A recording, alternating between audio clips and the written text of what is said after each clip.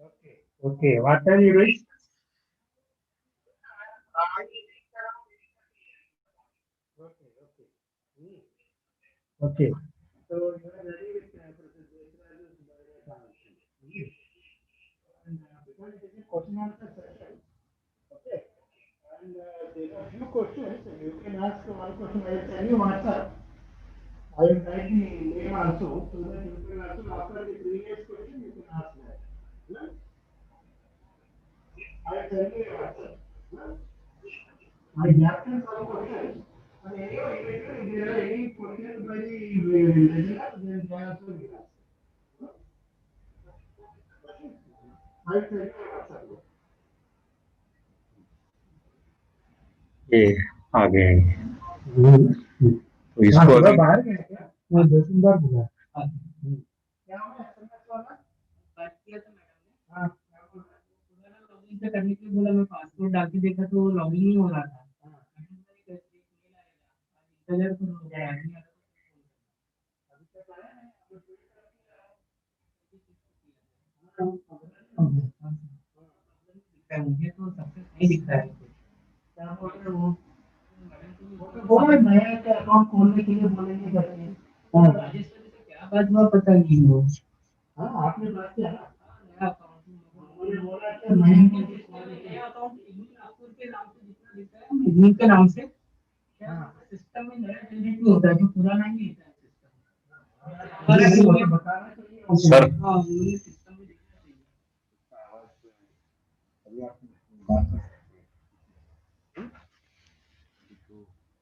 नहीं ये क्या बात अपना है आवाज जा रहा है इधर जा रहा है इसमें आ रहा है नहीं ये इधर यूट्यूब में बंद करना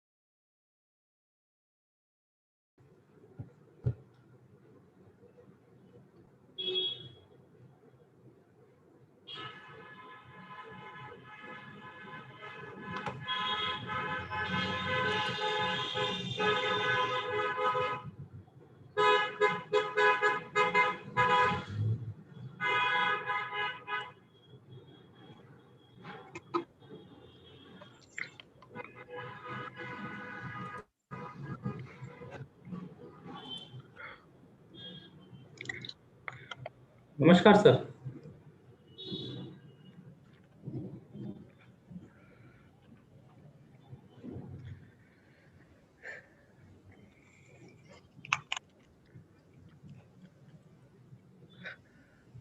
Good afternoon, sir.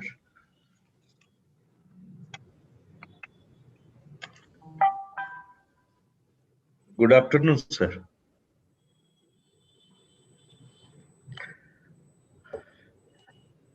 Hello.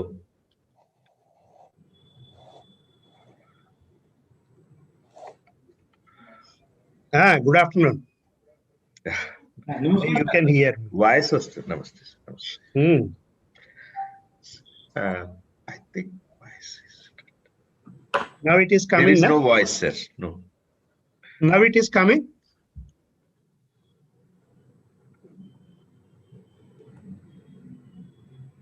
Now you are listening me.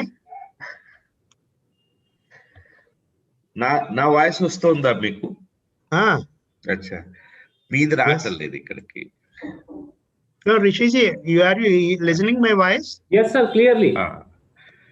Dr. Rishi, we are unable to hear. Hello sir, नमस्कार sir.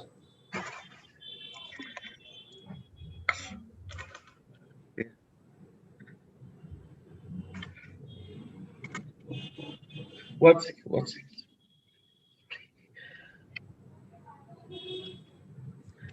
Yeah, there was some plugin problem. I have solved it. Now you can listen. Good afternoon, Dr. Sivaswarup. Good afternoon. Good afternoon. It's nice that you joined us. I don't know why. Rishiji is Professor Ramarao is Professor of Botany at Nehu Shillong. Right. नमस्कार sir. Namaste, sir. Namaste, Rishi ji.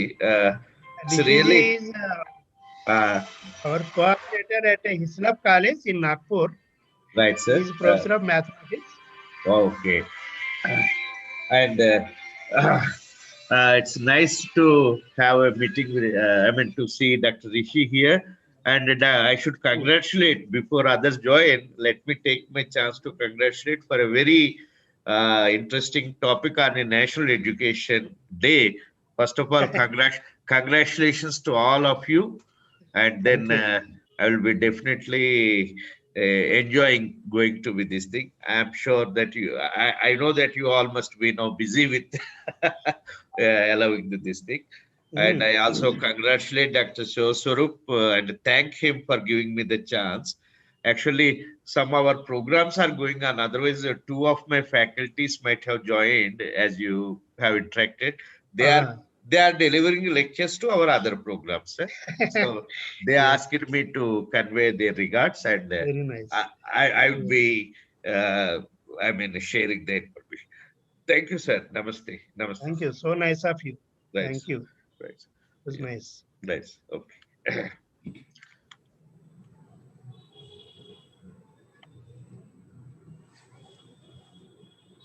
We got good registrations also. Around 200 people have registered. Good. From all across.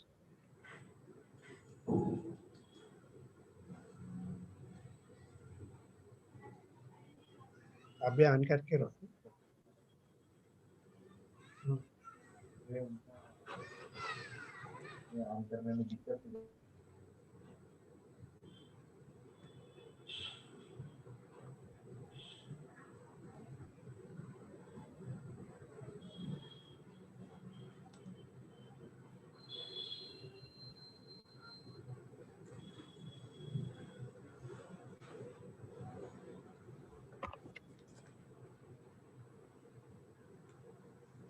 Good afternoon, sir. Good afternoon, Shiva sir. How are you? We are fine, sir. Thank you so much that you are here.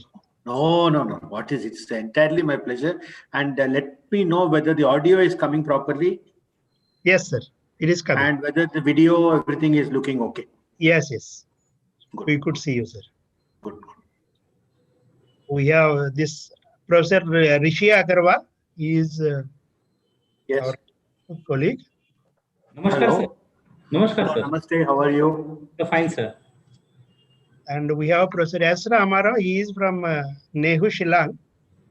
He's Professor of Botany. Hello, how are you? He just joined. This is Dr. Subhajit Haldar. Yes. And Hi. these both are from Hislop College, where we had that Indian Oh, Heritage yes. in Chemistry. Oh yes. Oh yes. I remember it. Good, very good well. afternoon, sir. Good afternoon. Sir. Listen, we listen to Yes. Oh yes. Hi. Hello, sir.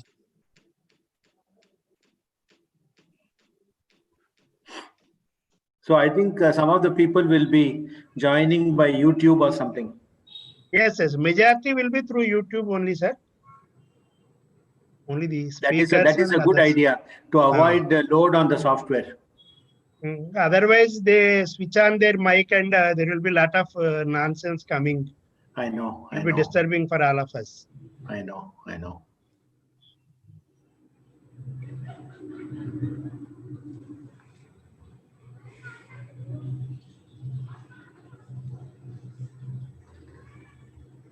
Is this Dr. Shanmugam? Yeah, I'm Shanmugam, but it is logging in the That's why. Dr. V.V. Negi, I'm here. That's what I guessed it. So I think this. Yes. Sir, he is Dr. Shanmugam, Director of IGNOU at Delhi. Hello, how are you? Shanmugam Professor Desiraju from Bangalore. How are you? Welcome. Thank you. Thank you. See. Shakila will join in a few minutes. We will start. She is also here. Undertaking banana padega. He also said. Dr. Shivaswarup, how many people do we have in the Zoom connection? Add few things also. I think we will be maybe 10-12 people only. That is very good. That's very good. Then we won't have a load on the software. Sir. That's why. Otherwise, we experimented. People keep switching on their mic and there will be a lot of. Not only that, too many people will join and then afterwards it cannot manage. Then people have to switch off their videos and stuff like that. Input conditions. Good afternoon, Shakila. strict condition Good afternoon. Good afternoon, sir. Please switch on video also. Okay. I will show it to this. Hello, good afternoon, Dr. Shakila. Good afternoon. Good afternoon to you, Doctor. Professor Desiraju from IASC Bangalore. Good afternoon, Professor Desiraju ji. How are you? Doing well, sir, by the grace of Almighty. That is very much needed these days. Yes, absolutely. Absolutely, sir. Trying times. Indeed. Sir, this is Professor Ramarao. He is from Professor of Botany from Nehu, Shillong. Pleased to meet you, sir. How are you? Namaste, Rajgar. Namaste. Hello, Narmiro. I'm Bhavnam, sir. Northeast lo, Shillong, Meghalaya lo, Central University lo unnan, sir. Biotechnology background. And today is my greatest day. I could at least able to speak to you and convey my regards to you. And, please, you are too kind. And I have a very word of proud. I mean, I'm very proud to be having this moment in my life. So because I'm meeting one of the greatest scientists of India. And Namaskar, sir. Namaste, sir. I'm very happy that as on date, Professor Desiraju is #1 in the recent Stanford University list of scientists. I was referring to that, sir. I was referring to that only. So, yeah, Dr. Shivaswarup, I just sent you the link of that just now by WhatsApp because today it has come online from Times of India, Delhi. And so you have a regular link where people can read quite easily. Definitely, sir. Thank you, sir. I was a bit skeptical about this in the beginning. I'll be frank with you because I've seen too many of these ratings and etc. etc. Yes. But then I had a look at the methodology of what they did, and I also talked to some people. Then it's looking little more reliable, I think. And you take in chemistry, where I know very well, if you take top 1,000 names in chemistry, Lot of names which you feel should be there are actually there. So seems to be generally okay. Very true. And Dr. we are- Shanmugam is Professor Ramarao, is Director of Namaste. HRDC. Namaskar, namaskar. Namaste, sir. Namaste. Professor And, Ramarao, Dr. Shanmugam is our Director from IGNOU New Delhi. Oh, sir, very nice meeting to you, sir. And Very. In Northeast, we were having a little bit, difficult times. But this webinar and meeting all of you, it's really a great relief to all of us in our university. In fact, I shared the link with many of my friends because stalwarts are at one place, sir. And IGNOU is not a very new these things for us, sir. And then definitely. Right. Dr. Ramarao, this is Dr. Shakila और Shamsu. Shakeela जी कैसा है? नमस्ते. Shakila, you have to unmute your. Yeah. Sorry. Yeah. I think that is the most famous phrase of 2020. Please unmute. नहीं, doctor शर्मुगम जी सब ठीक चल रहा है. ऑफ कोर्स दिल्ली में भी अभी केस है और केरल में भी ज्यादा कोविड केस है. ये थोड़ा I think we need to be doubly cautious because unless we are in good health, we may not be able to contribute. Hope everything well in RSD also. I think we managed examinations quite well. I think congratulations to the entire RC fraternity. Yes. Evaluation is another thing which we are now putting all efforts. Shakila ji, greetings from Northeastern Hill University, Shillong, Meghalaya. Yes. Good afternoon to you, Dr. Ramarao. Yes, and I am not, at the moment I am representing HRDC, Human Resource Development Center here. Otherwise, I teach biotechnology in my university. Okay. And definitely, I would be interacting in future also because I have several clarifications which we in at HRDC we need it more so that we can propagate. We can propagate to others. I'll be in touch with you, ma'am. Namaste. Sure, Professor Ramarao ji. Yeah. Namaste. I think we are here. We can start it, sir. Yes, please. Shanmugam, we will start it. Okay. Yeah. So, Dr. Rishi Agarwal ji, please give your welcome. Please. Good afternoon, everyone. Education is the passport to the future. For tomorrow belongs to those who prepare for it today. In light of the new education policy 2020, we are here to attend this webinar on the occasion of National Education Day as declared by the Ministry of Human Resource Development, which is celebrated across the country every year on November 11. To commemorate the birth anniversary of India's first education minister, Maulana Abul Kalam Azad. Various campaigns and programs are organized on this day to spread awareness about education so that people can become aware of and attracted to education. Maulana Abul Kalam Azad, born in 1888, served the country from 1947 to 1958 as the first Minister of Education in Pandit Jawaharlal Nehru's cabinet and established the University Grant Commission, popularly known as UGC, after India's independence. Maulana Azad was the youngest at the age of 35, President of the Indian National Congress.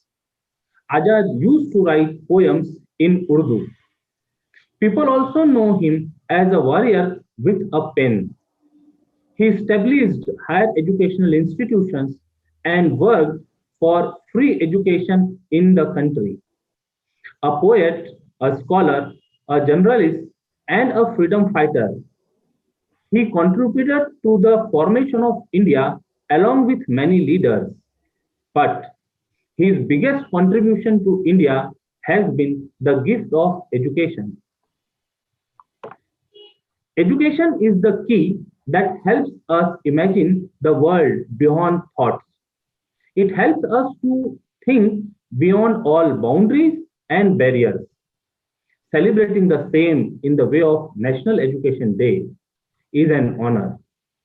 In this spirit of the same, we have amongst us some eminent guests who will enlighten us with their wisdom and impart the same in us. On such a positive note, I, Rishi Agrawal, Coordinator, IGNOU Study Center 36055, Hislop College, heartily welcome Professor Gautam R. Desiraju, Indian Institute of Science, Bangalore, who is India's #1 scientist as per the latest stats. Dr. Shakila Shamsu, Secretary, Committee to Draft National Education Policy. Dr. M. Shanmugam, Director, Regional Service Division, IGNOU, New Delhi. Dr. P. Shivsarup, Regional Director, IGNOU, Regional Center, Nagpur. We also have with us Dr. Tasneem Anju, Coordinator, 1613 PN Mahavidyalaya, Nanded. Dr. Naqvi Siddiqui, Coordinator, 36009 Institute of Science, Nagpur, and Dr. Subhajit Haldar, Assistant Coordinator, 36055 Hislop College, Nagpur. Dr. P. Shivsarup sir is an initiator and example of immense hard work. It is because of his awareness about the latest trends and their implementation of the same in various activities that IGNOU RC Nagpur was awarded the Best Regional Center Award last year. I would like to request him to throw some light on the objectives of today's webinar. Shivsarup sir, please. Thank you very much, Dr. Rishi Agrawal ji, for a nice welcome to all. On my personal behalf, on behalf of the organizing committee, I welcome Dr. Shanmugam, the president of today's function and Director, Regional Services Division, IGNOU, New Delhi, and also very renowned and reputed Professor Gautam Desiraju, my guide. And sir, thank you very much for joining with us. And we are very happy that you accepted our invitation. Actually, he was in Nagpur also 3 years back when we had a national conference on Indian heritage in chemistry, and he gave an excellent talk, inaugural talk, and it was very well received. And I also welcome Dr. Shakila Shamsu, our colleague, and also later she worked in various national institutes like Planning Commission and then MHRD. And before demitting office, she played a crucial role in as the secretary to the drafting committee for the National Education Policy, and which we will be discussing today. And I welcome Rishi Agrawal, Tasneem Anju, Dr. Haldar, and all the participants who are watching this program through YouTube and Facebook. And this will be recorded and it will be kept on available on the YouTube and Facebook of the IGNOU Nagpur. Those who are missing now, they can watch it later also. It will be a permanent record there. And at the outset, we at Nagpur and IGNOU also, we organized the National Education Day. Morning also, we had a webinar from School of Education, IGNOU, New Delhi. Mr. Ved Prakash, he was giving a keynote address. And at Nagpur also, we have been conducting a National Education Day for the last few years. And we invite to various people working in different fields and request them to share their ideas, their experiences. But today, we have kept the theme as National Education Day 2020 in light of National Education Policy 2020, because NEP 2020 is the latest topic which will decide the future course of Indian education in the coming 20 years. They have given target of Dr. Shakila will give us more details into this.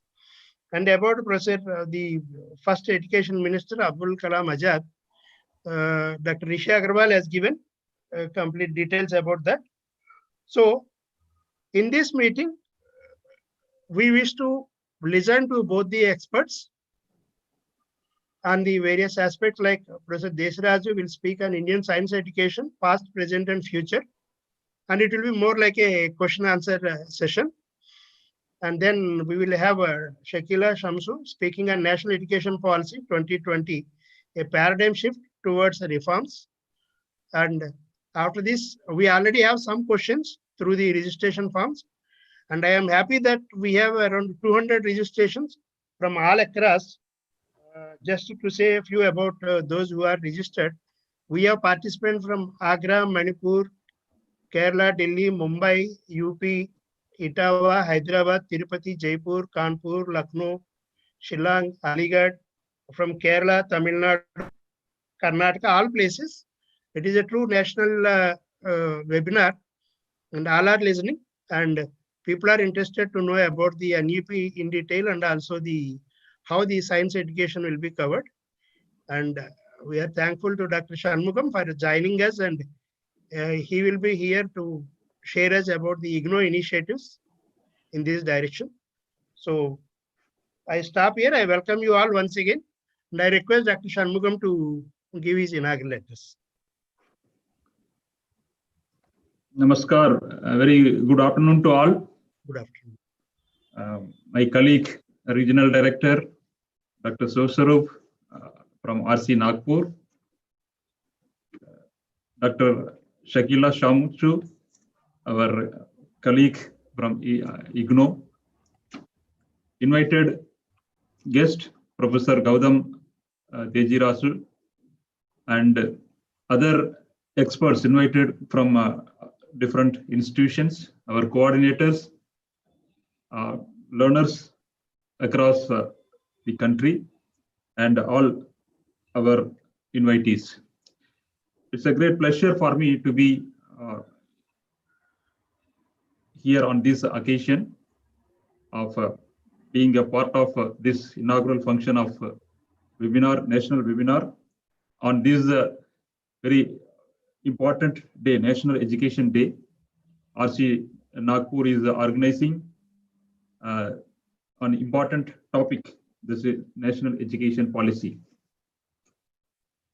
It's again very relevant to talk about the National Education Policy today, being the auspicious occasion of celebrating the birthday of our first education minister, Sri late Maulana Azad, on this occasion.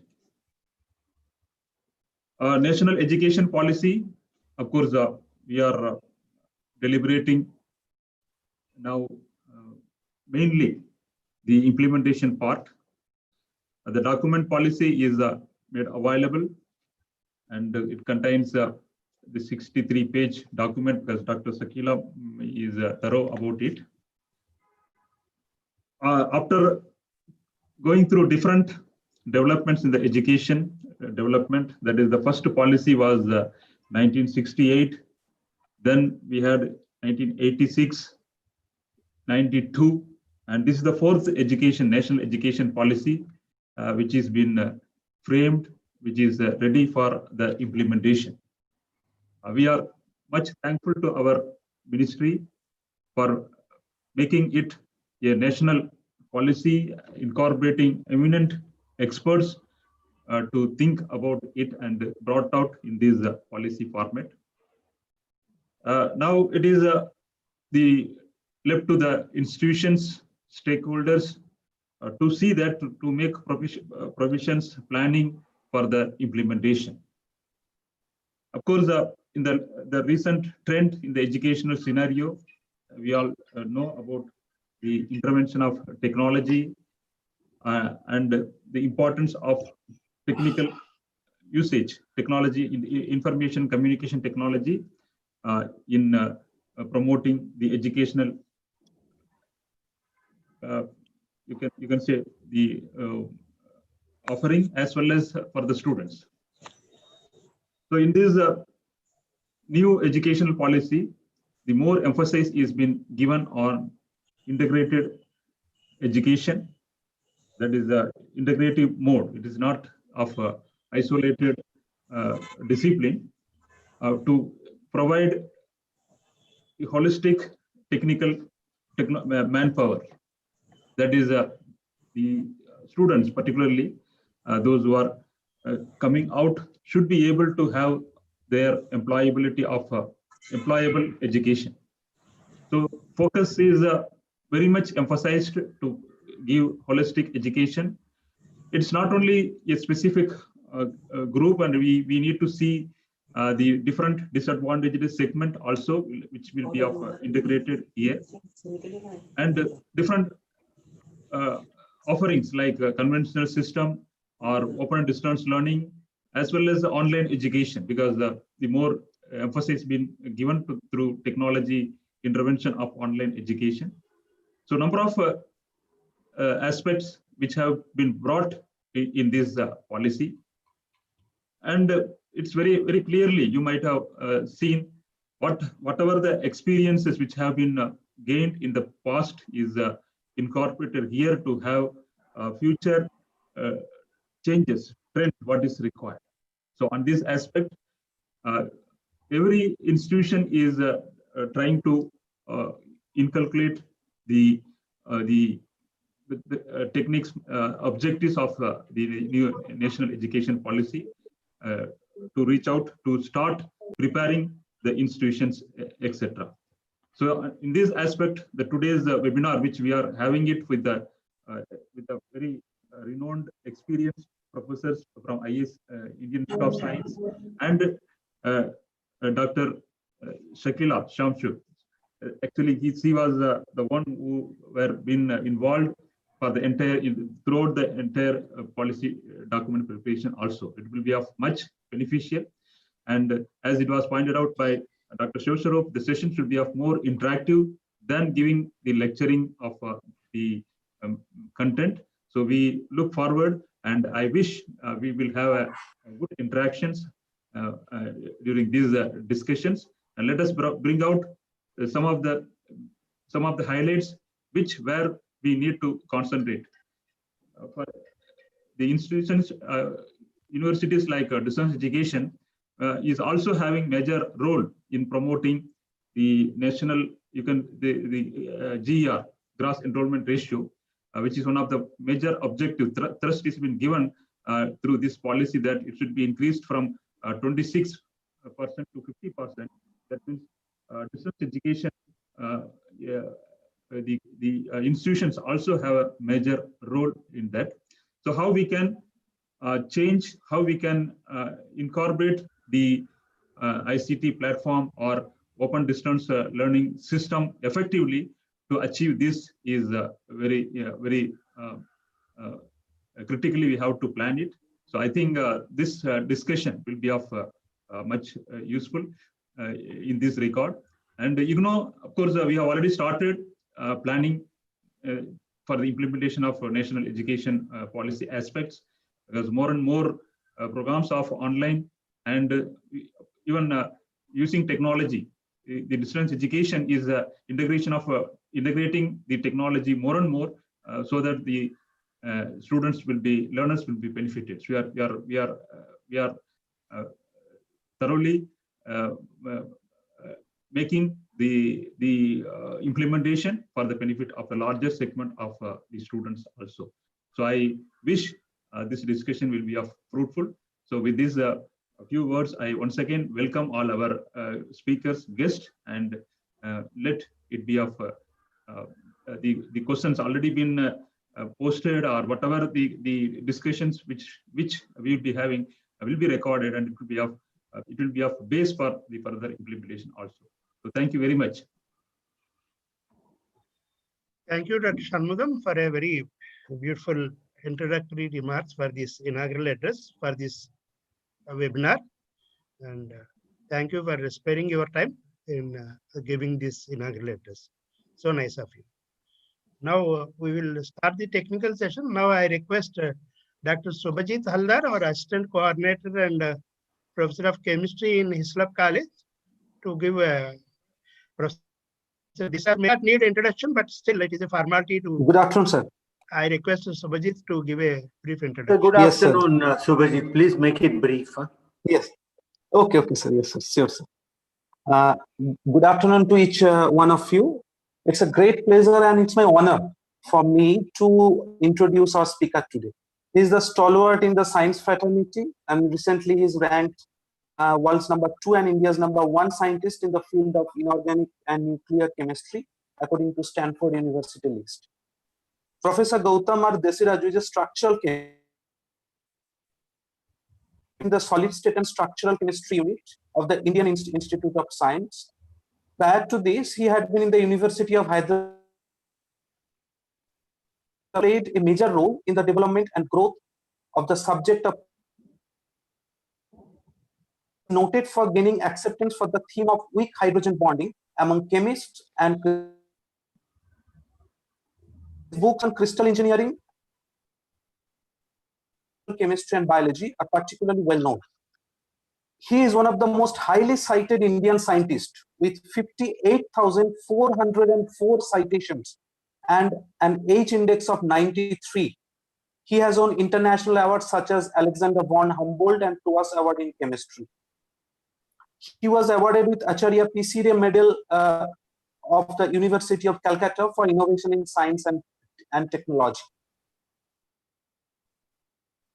ISA Medal for Science of the University of Bologna for the year 2018. He has been the chairman of the research councils of the National Chemical Laboratory Pune and the IICT. On behalf of IGNOU Regional Center, I welcome Professor GRD for this webinar. Thank you. Small correction, Dr. Haldar. Sir is #1 Indian scientist among all sciences. Okay. Yes.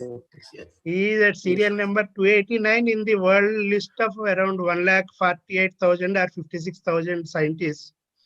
In India also, we have around 1,500 scientists who are in the top 2% of the world, and he is the #1, and Professor C.N.R. Rao is the #2 in that.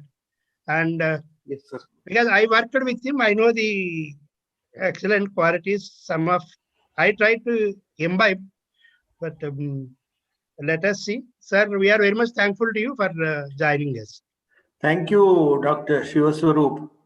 In fact, I recollect the times when you were in Hyderabad in my group. Yes. And yes, in the last couple of days, many people are commenting about this rating and this Stanford University, etc. And of course, you know me that I am a very hard taskmaster, also to myself. And while everybody is saying that, you can question his methodology of doing the things, rating and all that, but I have been rated as #1 scientist in India across all subjects, whatever that is worth. And it comes to number 288 in the world. Yes. And Professor Rao was rated the #2 among all subjects within India and number 315 in the whole world. Now, this is the facts. The question I have been asking myself, which is also should form the basis of today's question and answer session, is why is the first Indian only at number 288 in the whole world? I looked at the list because I can't see the whole list. So I looked at the list of people, #1, #2. I found Michael Gratzel, George Whitesides, Jean-Marie Lane, a number of people. And incidentally, I want to tell all the youngsters, it's very important to remember when you see this list and all, many good scientists who have not got Nobel Prizes are rated higher than scientists who have got the Nobel Prize. So please stop all this nonsense of fussing behind Nobel Prizes. It is another kind of prize. And it is given a high place, given a high recognition. Definitely. It is the top scientific prize in the world. We see in India about Nobel Prize. Why C.V. Raman got it, how nobody got it for 100 years. These are not the correct questions to ask. Correct question to ask is, you please go and get a Nobel Prize. Try to see if you can do that. And not to unnecessarily fuss about foreigners who have got the Nobel Prize. So that is the first thing. Second thing is why India is only number 288. first scientist in India is number 288 in the world. Now, why is this? And I think these are the sorts of questions that one must ask. And like I've always told Dr. Shivaswarup, in research, which is what all this is about, I hope, science, education, and research, it is not a question of getting the correct answer, but it is a question of posing the correct question. Most of the reason why scientists in India are not able to meet any standard is because we are not trained to ask questions. Forget correct questions. We are not trained to ask questions also. You know, we have been told, no, don't ask any questions. If the student raises his hand or her hand in the class and says something, the teacher just says, no, keep quiet. Don't ask any questions. So if we are not trained to ask questions, how can we ask correct questions? Impossible.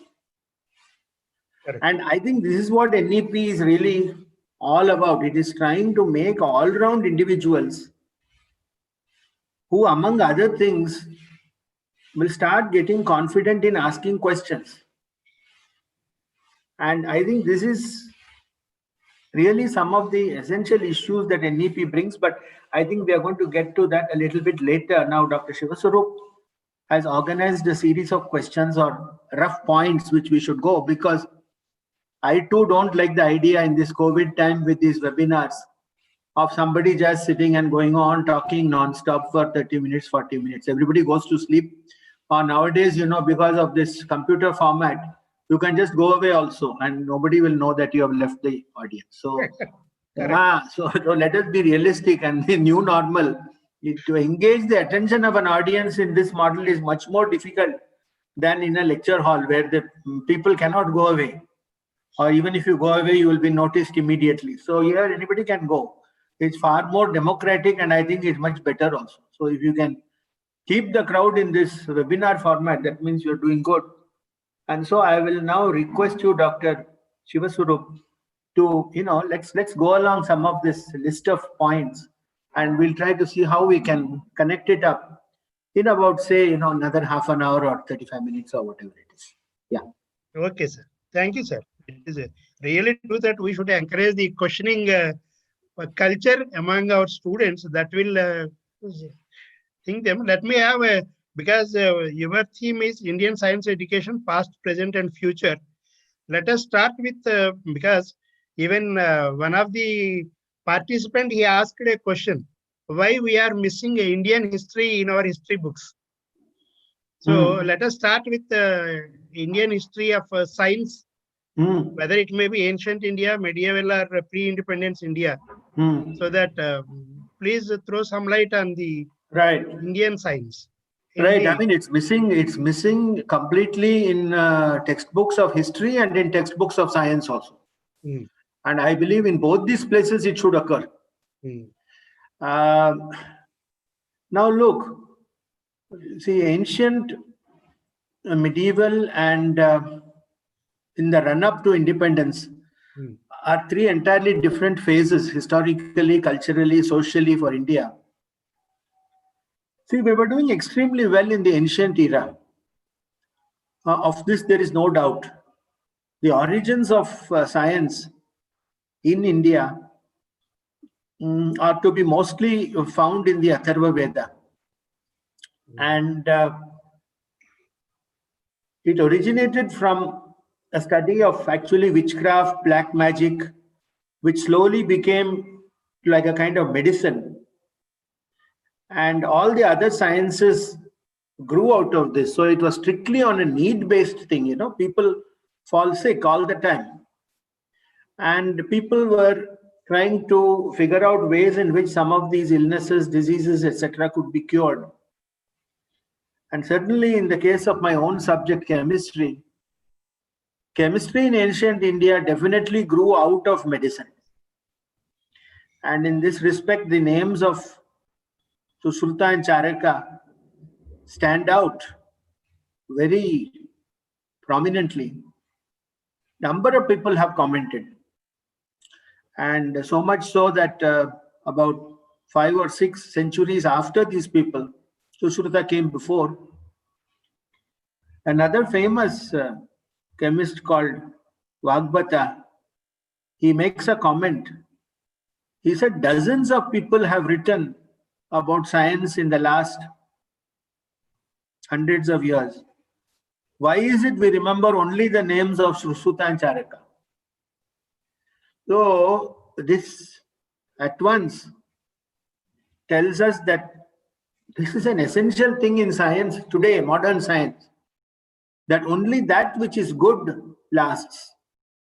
Anything, science is very, very ruthless in terms of eliminating things that are not so good. You can write a paper, but nobody will read the paper. You know, immediately the punishment comes. And so that means, and Vagbhata was about 15 centuries ago. So already he was aware of the fact that the work of various scientists needs to be discriminated. And I think this is something that our ancients had. Another way in which the connection between ancient to medieval periods was through the study of metals and metallurgy, because this is something that was very important to be able to use metals both for weaponry and for domestic purposes. So, for example, we have the Copper Age, Bronze Age, Iron Age, and so on. So, we certainly knew a lot about copper, and we knew about brass. And in fact, a very interesting thing, because on chemistry in ancient and medieval India, one can give a whole lecture. You know, one of the predominant themes always is to take a base metal and convert it into gold. This is what chemists in India were trying to do, chemists in Europe were trying to do. It was called alchemy over there. And so the idea was, you know, they found that you take this copper and then if you take a mixture of copper and zinc ores and smelt it together, you get a bright golden colored thing. So it's actually brass. So brass was discovered in India before the pure metal zinc. And so the fellow, you know, takes copper and then makes it into gold color and he shows it to the king. And so the reason for doing it might have been something else. So this is pretty much like how we write a modern proposal in science. So why are you doing this work? What is the aim and goal? So there was always a good aim, and you may or may not get the goal. I mean, obviously he couldn't get gold itself, which he wanted, but he got something that is also equally useful, namely brass. And so our ancients knew a lot about metals, you know, copper, iron, steel even, you know, and of course the crowning glory was zinc, which Indian chemists were able to extract in a pure form long before it was even recognized as a metal in the West, in Europe. So, I mean, to say ancient India, no problems. I think we were probably, along with West Asia and China, we were doing extremely well. And there are a couple of things here also, which I think young people, students and all should know. There is adequate literature which says that gunpowder was invented in India and not in China. All the history of science books and science books will say things written in Europe and America, that gunpowder was discovered in China. This is not so. It requires a certain variety of saltpeter which is available only in the alluvial plains near Bihar and Bengal. And it is that particular kind of saltpeter that is required to make very good gunpowder. So our fellows knew all that. Now, another aspect I want to tell you, Dr. Shiva Swarup, about science in ancient and medieval India. They're considering that it must have been so difficult to even travel 50 kilometers in those days. The kind of information transfer that happened seemingly across huge stretches of the subcontinent is really amazing. You know, there are certain discoveries of, let us say, occurrences of certain mines, certain metals, let us say deep in South India. The only reference to that, you know, is written record of that is in a place called, you know, Raghunath Library in Kashmir. There's no other record of this thing having been recorded. So one asks the question, how was the communication system so good? And this is again a big unsolved mystery. I think the medieval period, certain things were done okay. And I am the example of the zinc business. Zinc was discovered in India about 1,000 years ago. So that corresponds fair and square into the medieval period.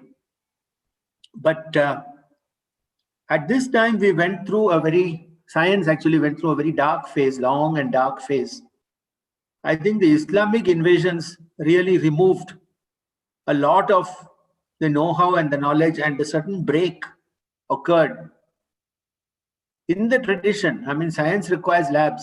So if somebody comes and destroys all the labs, then, you know, you basically can't do any science. So in a series of events which happened over 500-600 years, and then the second invader was the Englishman, and he was actually quite ruthless in removing all traces of original scholarship, research, and so on in India. This whole Macaulay business, which I am sure Dr. Shakila will be very familiar with. And in terms of, you know, NEP, somehow we have to undo the mischief which was caused by Macaulay. I think he is one of the biggest terrorists, to use the modern word, in the context of Indian education. Because, and don't forget, he was a very clever man. He makes a comment and he says, when you travel across the length and breadth of India, you find that even the beggar is not unhappy. There are no beggars, he said. Then he says, even the beggars who may be there are not unhappy. So he says, in a country like this, it is impossible to break them physically. You have to break their minds. And that is why this whole Macaulay tradition of education has started. And I think the end of this so-called medieval period, I think by about 1800 or so, totally science was, I would say, non-existent in our country. It had been, you know, I mean, it's too long a period, 500-600 years, when it is systematically destroyed and all the records thrown away. And one of the last links with the ancient world and the medieval world in the documentation is the Sanskrit language. And the British, through Macaulay, tried to remove even that. They were quite successful. And as a result, you know, even that last link went.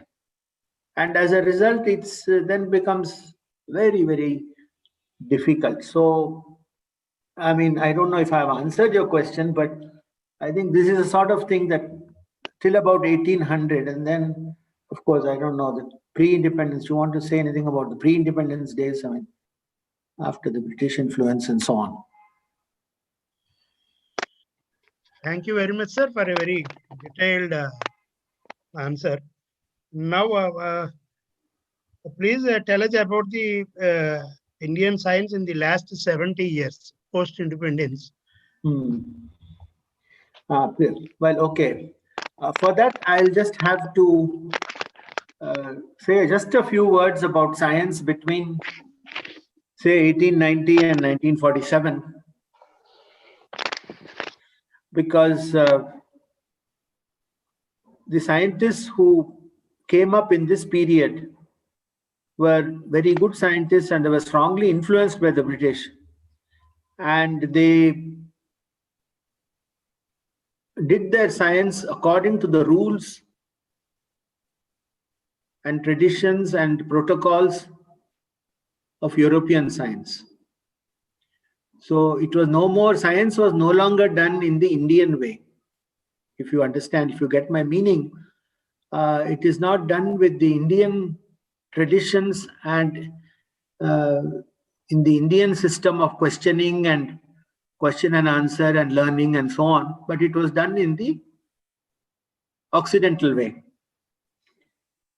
But even here, there were giants like Acharya Prafulla Chandra Ray, who was an extremely good chemist by the international standards of those days.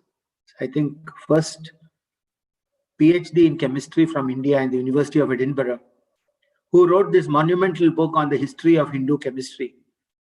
And then you have Dr. Mahendralal Sarkar,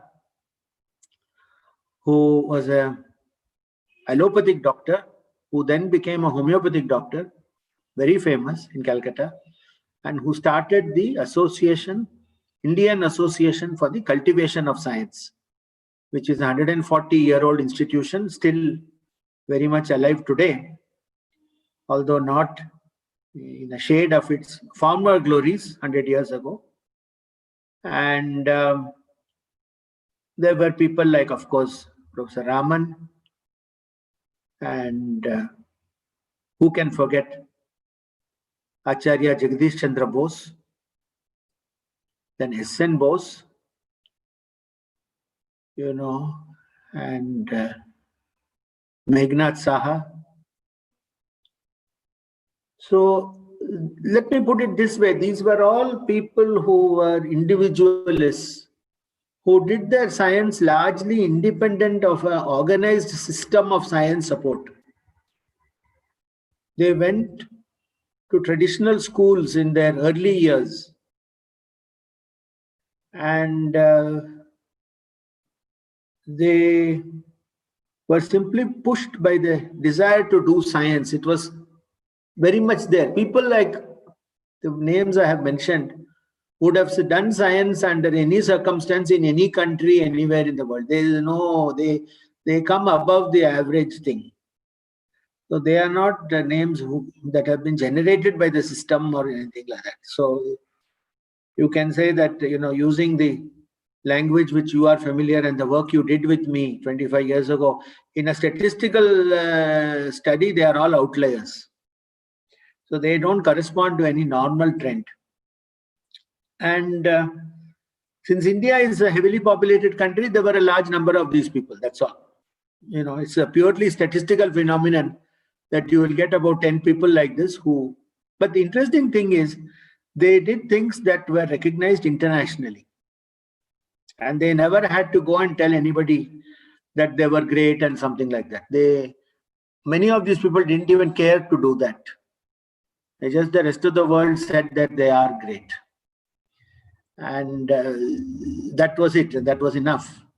So I would say that this was the situation in 1947. And the last 70 years, you know, let me put it this way. You know, one of the problems we had also is the nature of the independence itself. In 47, you know, India was a very poor country. It firstly had a security problem because of partition. It had a communal problem because of partition. It was extremely desperately poor. The British had bankrupted us completely. There was nothing, no money left, nothing. We had a huge health problem. The life expectancy of an Indian male in 1947 was only 27 years. Women was lower. So in the light of these huge problems, I mean, where is science? Where is education? I mean, that comes as the next step, you know. It is, unless you are safe and you are healthy and you have enough food to eat and a shelter to live in, you cannot think about educating yourself. So there is a basic problem here. And of course, we were chronically short of money. Given these negatives, some attempts were made. I mean, the CSIR started full 6 years before independence. And so we did have a system of national labs. And I must say it's all right that they started these things, because otherwise there would have been zero science. There was science being done in a small number of places. But I mean, what kind of impact can it have, Dr. Shivaswarup? And the complete continuous thread in the last 70 years is, not enough money. Because education and science, especially in the general field of education, science education, you require money because you need laboratories. And it costs money to set up laboratories. And the laboratories have to be set up starting right from the school level, school, BSc, MSc, etc. See, today we have this sad story of candidates who show up for a PhD program in science subjects who have not really had much lab experience anywhere. And then they come, and then suddenly they have to learn what a lab is all about. It's very difficult actually. And this because they've learned all their stuff from books, and they've qualified for the PhD entrance by passing an exam which requires only book knowledge. Whereas the essence of science is doing experiments. So this dichotomy somehow NEP is trying to bridge. But unless you have a real feeling for science, which can only start at a very low age, you are not going to suddenly, just because he has scored very high marks in some IIT joint entrance exam or UGC NET exam, because he or she scored very high marks, doesn't mean that they will make good researchers.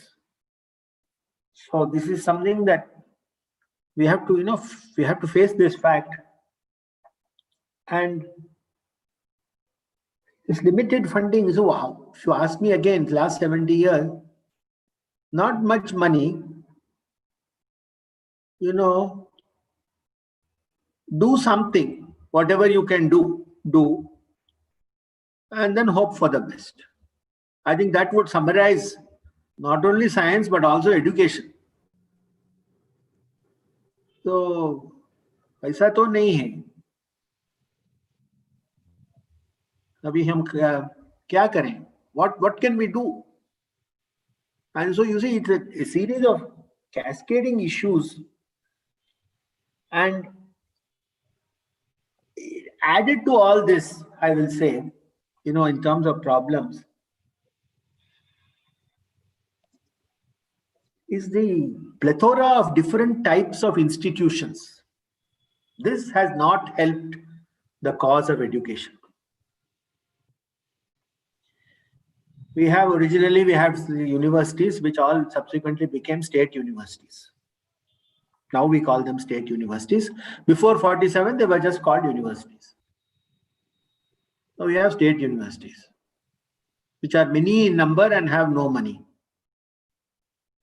Then we have suddenly the so-called central universities that started coming up.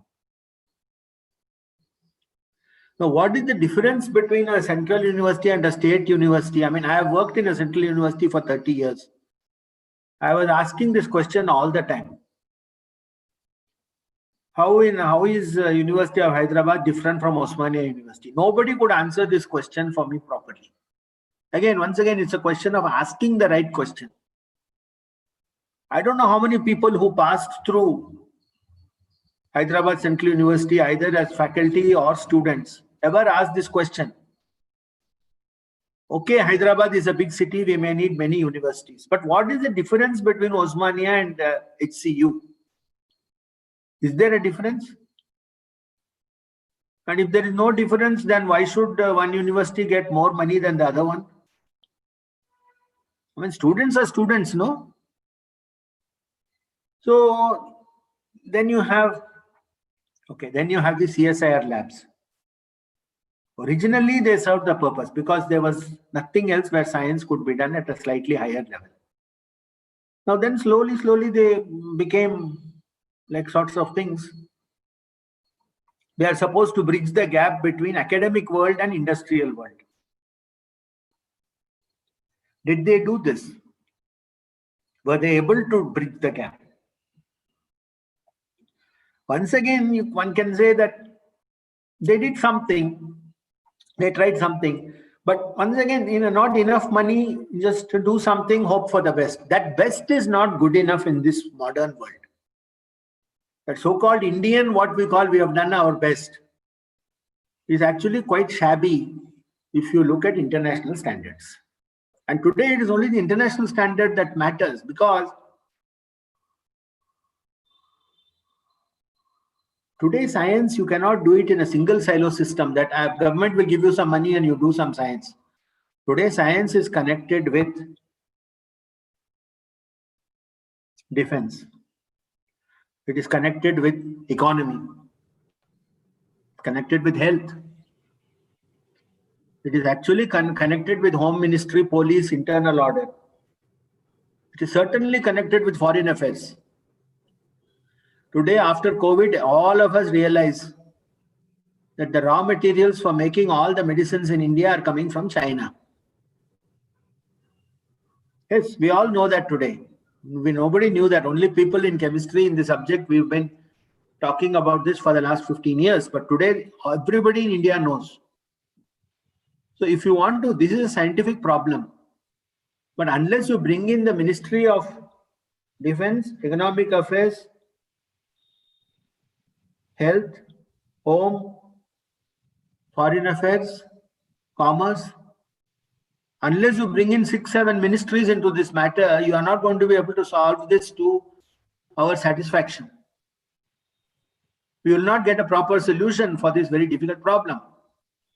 So science cannot be just something that a government ministry for science just gives some money to a few people in IITs and say, now you do it. Nothing will come if you do this. Some 3-4 people will get 100 crores each. They don't know. They cannot even spend 10 rupees. They don't know how to spend 10 rupees. If you give them 100 crores, what will they do? They don't know what to do. Very often I have seen unspent money being sent back to the government. Government is very happy if you do that. Very happy. So, and again, there is different types of science. This is something we have not realized. There is a paper-oriented academic science of the kind which I have been trying to do for a few years.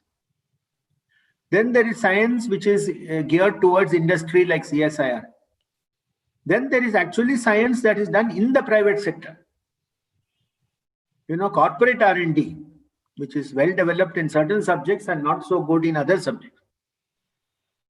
And then we have strategic science, like making atom bombs and space program, which is also useful for showing the country in a very good publicity to send a satellite, etc., etc. But you can't equate all these types of science and say it is the same thing. And each type of science has to be dealt with in a different way. NEP does try to do this. It addresses that there are different sorts of things. Recently, I came across a very interesting anecdote, which I will share with all of you. This concerns in Switzerland. Switzerland, of course, is world famous for its cheese. And this cheese is made in the high mountain areas. And because the cows and all, the quality of the grass is very good there, and there are farmers who do make this cheese thing and all. So apparently the Swiss government set up a program where these farmers are educated only in how to make better cheese, how to prevent the cows from getting infections, the better ways of fermentation. They are taught only that. They are not taught anything else. Now, suppose you tell this Switzerland fellow, I'm going to set up one IIT. And then you go to one place called Kota. And then you sit there and go on studying your head off for 20 years. And try to pass that IIT exam when you're 21, 22, 23, 7 attempts you make. And then you tell that farmer you do all this because only if you get into IIT, you can get into IIM Ahmedabad. And then after you get into IIT, then he has forgotten how to make cheese. I'll mention another incident which I saw myself. And it probably you'll be familiar with. Do you know a small place called Kottakota outside Hyderabad? It is in Mehbubnagar district. Kottakota is a place which is famous for handloom saris. And I had a couple of opportunities to go there and look at the quality of the stuff which he's making, which is really good. And on one of my visits, I found that this chap who is making these saris, they do a lot of research in that sari, to dyeing the material and yarn. And this exactly the same thing happened. He said, my business is all gone because my only son got crazy to do engineering and go to California to do MS. So he went away. And so the old father is left with nothing. No business, no MS. That fellow also apparently, I don't know, he must have come back or God knows what happened to him. So there is a lack of thing in terms of how to. You cannot tell that Swiss farmer that I will set up an IIT in Bern or Zurich. You please go there and that's the only way to. A whole country cannot get into IIT Bombay. When are we going to realize this simple fact? This craze for medicine and engineering has to stop. I don't care how it is stopped. The parents have to be told or the students have to be told because this is like a mass hypnotism. And if you get the IIT or something, finished. Very good. If you don't get IIT, finished. Failure. You become LDC or something. And so we really have to, think very seriously about what we are telling our children. And this comes, Dr. Shakila and others, it comes straight into the core of the education problem today. We have to address the minds of very young people. Stop this idiocy of IIT. I think in fact, I once asked one of my colleagues, as you can see, I'm quite fond of this IIT business. I asked him for 1 year, you take one IIT like IIT Bombay and say that the Department of Computer Engineering won't run for 1 year. 1 year, we are not going to run computer science in IIT Bombay. I said, what will happen? Without blinking a moment, he said there will be a revolution in this country. See, this tells you that how crazy our thinking has become now. I am telling you all, this is really serious. It is a really serious problem. It is not something small. NEP is a wonderful document. It has got so many things. It's got everything. There's hardly anything you can find wrong in the document.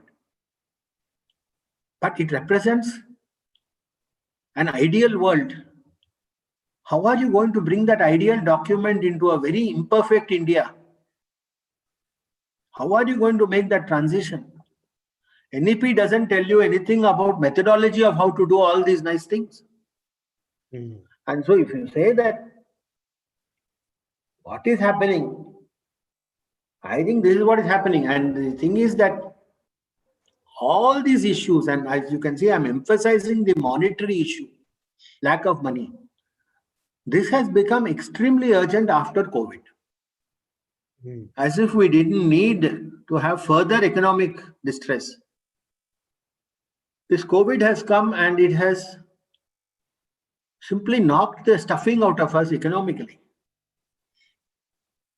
NEP says very clearly, and I think it is well recognized, that we need 6% of GDP to be put into science and education, mostly in the education sector. But if you look at the situation today, you know, the amount of money, even if you take very generous estimate of what India government is putting into education and science, you will not cross more than 1% of GDP. Where is 1%? That accounts, by the way, for if you want to know the sum of money, 1% of GDP is 200,000 crore Indian rupees. This is what I estimate. I mean, directly the Ministry of Education is getting about 100,000 crores. And if you take all the other things which are allied with education, in fact, like science or history or sociology or whatever you're putting into specialized places, you can generously say another 100,000 crores. So all this is 200,000 crores is only still 1%. Where is 1%? Where is 6%? You cannot, you know, do any jadoo mantar and get the rest of the money. It's not there. So the only way in which we can get into that, at least put a little more money, is to go near the private sector. And if you go near the private sector, then immediately all the political considerations will come in. Some independence of thing, this thing, that thing. We are letting them in. Why will the private sector come unless they're going to get something out of it? They are not going to come just to give a charity and say, okay, you do something. A few might do a little bit, but not for the whole thing.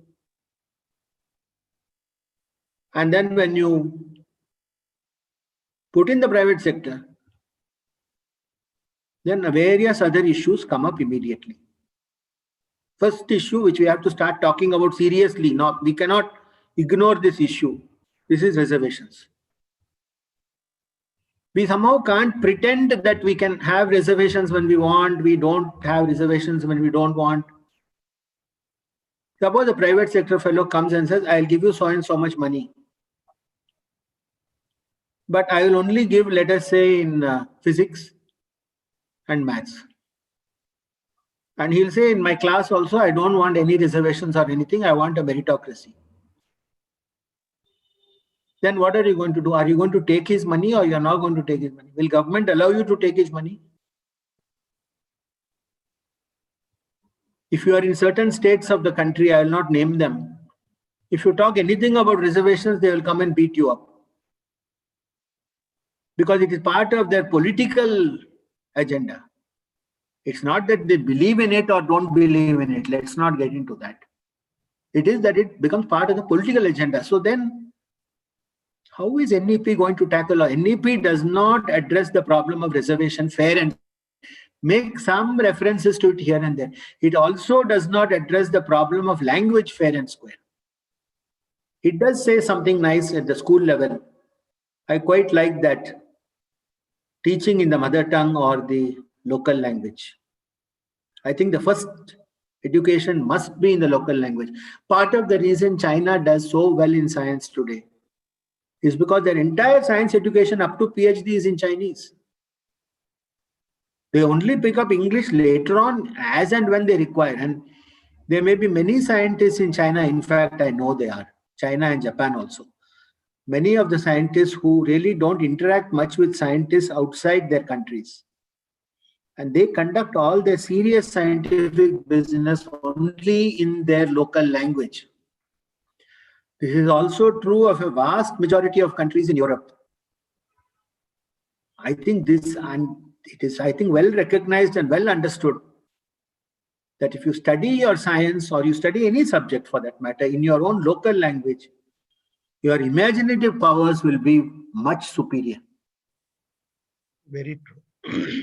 It will be very, very, sort of superior compared to trying to do it in second hand through English. And there is going to be some pain in this. It cannot be, painless.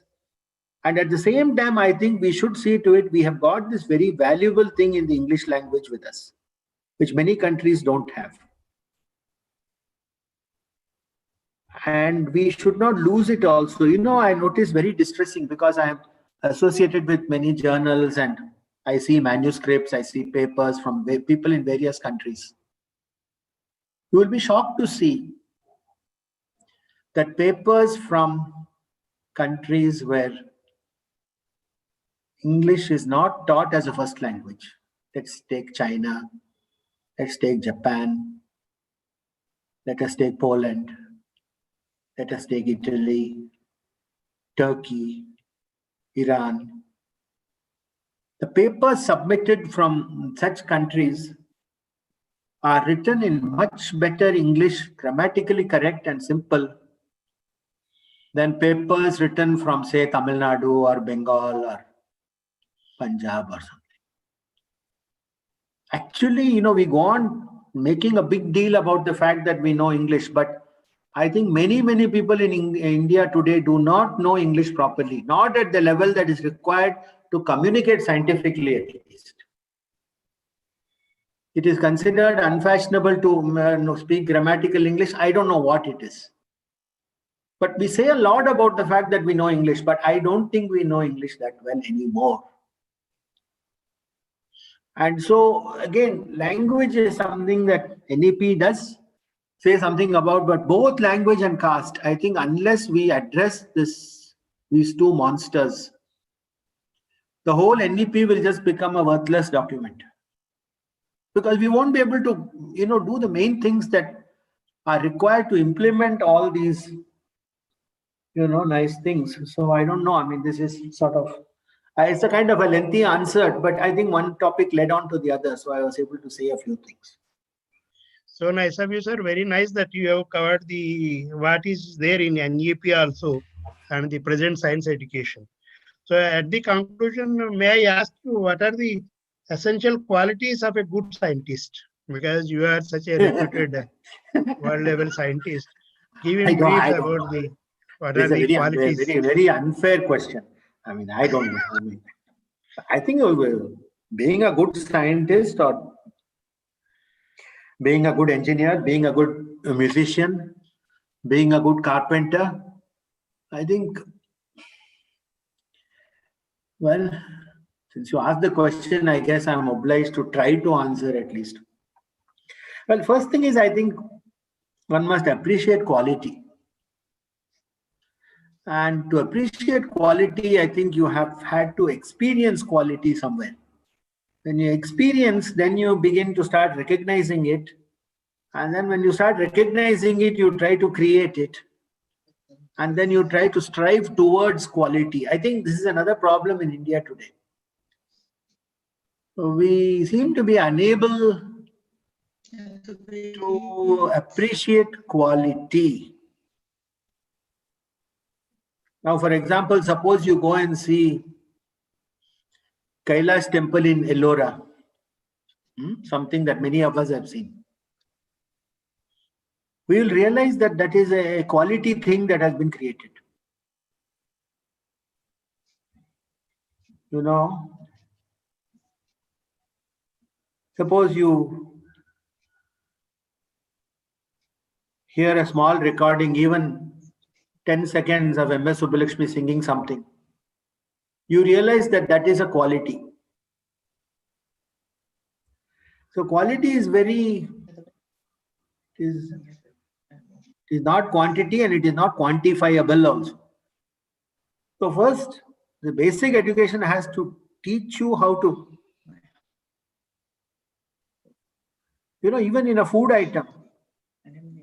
Today I find, since I'm a South Indian, I will mention a South Indian food item. People have even forgotten what a nice idli tastes like. It's a very common dish which you get all over the country. But if you just think about it, you will realize that many of these things, at least to me, it doesn't taste like idli at all. It looks white and round, that's all. So I think we have to first pick up what is quality. And next is, I will call as, you know, specific to science, maybe not so much specific to other areas. That is, you know, 3 C's: curiosity, courage, conviction. Firstly, you have to be curious. You have to try to go on looking here and there and trying to question yourself first.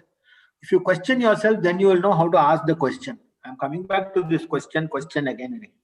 You have to be curious. If you're very happy with just passing IIT joint entrance exam, you are not a curious person. You only know how to mug something and pass that exam.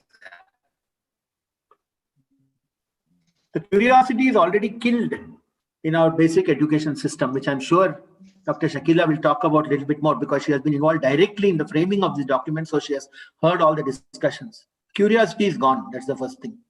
Second, courage. If you are not courageous, you cannot do science at a higher level, because in science, you are fighting against the unknown. And fighting against a known is always easier than fighting against an unknown. And you need to have a lot of courage, therefore, to do science, because you don't know when the next problem will come, in which way it will hit you. So you have to be extremely brave.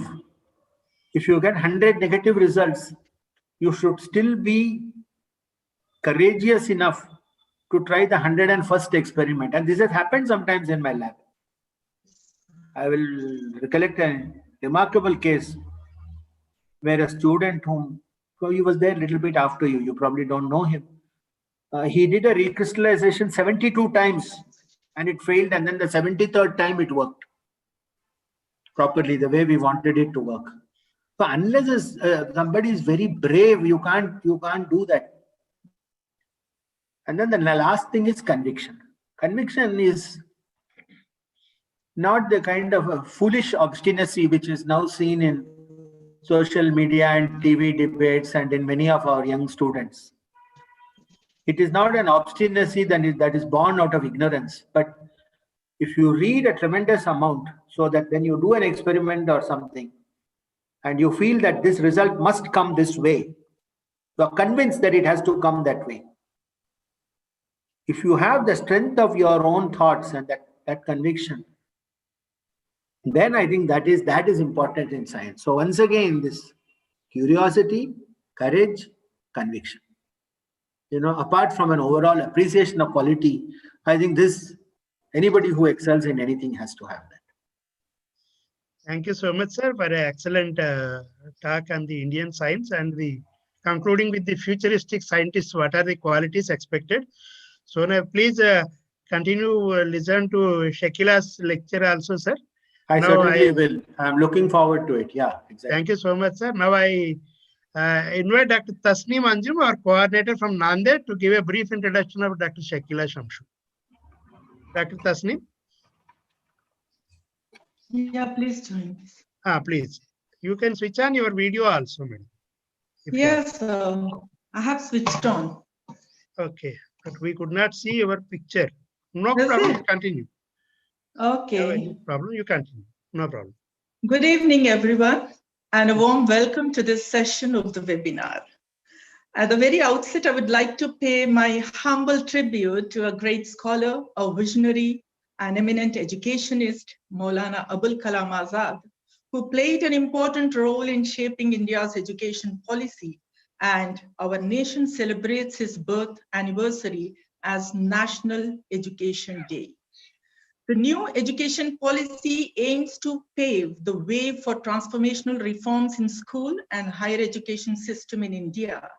And it is time to see the universalization of primary education, vocationalization of secondary and higher secondary education, and the rationalization of higher education without compromising the quality aspects at every stage. On the eve of National Education Day, IGNOU Regional Center Nagpur has organized this national level webinar and is fortunate to have Dr. Shakila Shamsu as a resource person.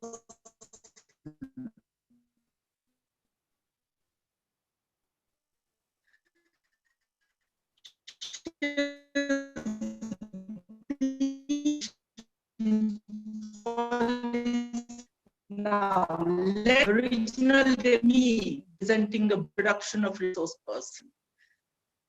I feel elated to introduce Dr.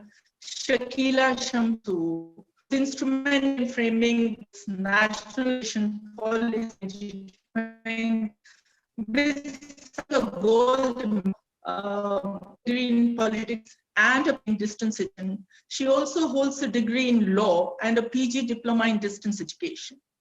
She has to her credit a number of articles published in national and international journals and books. Her academic career spreads over 39 years in teaching at the University of Mumbai and in IGNOU, and over 14 years in the Government of India. Rendered her services as a member of various committees of Government of India, state governments, University Grants Commission, the United States India Educational Foundation, National Selection Committee, Fulbrighterships, etc. She not only had the privilege of addressing several national and international conferences in but also UK, Thailand, Singapore, Malaysia, health, education, training, actively in the preparation 11th plan and several government reports on education. Her key areas cover education planning and policy making, teacher education, ICT, open and distance learning, and inclusive education.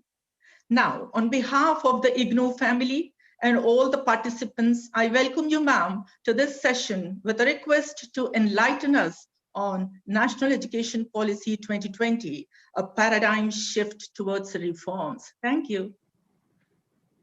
Dr. Shakila, please.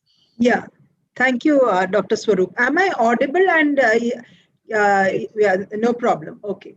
Actually, I have a problem when I use Zoom platform and it goes live streaming on YouTube.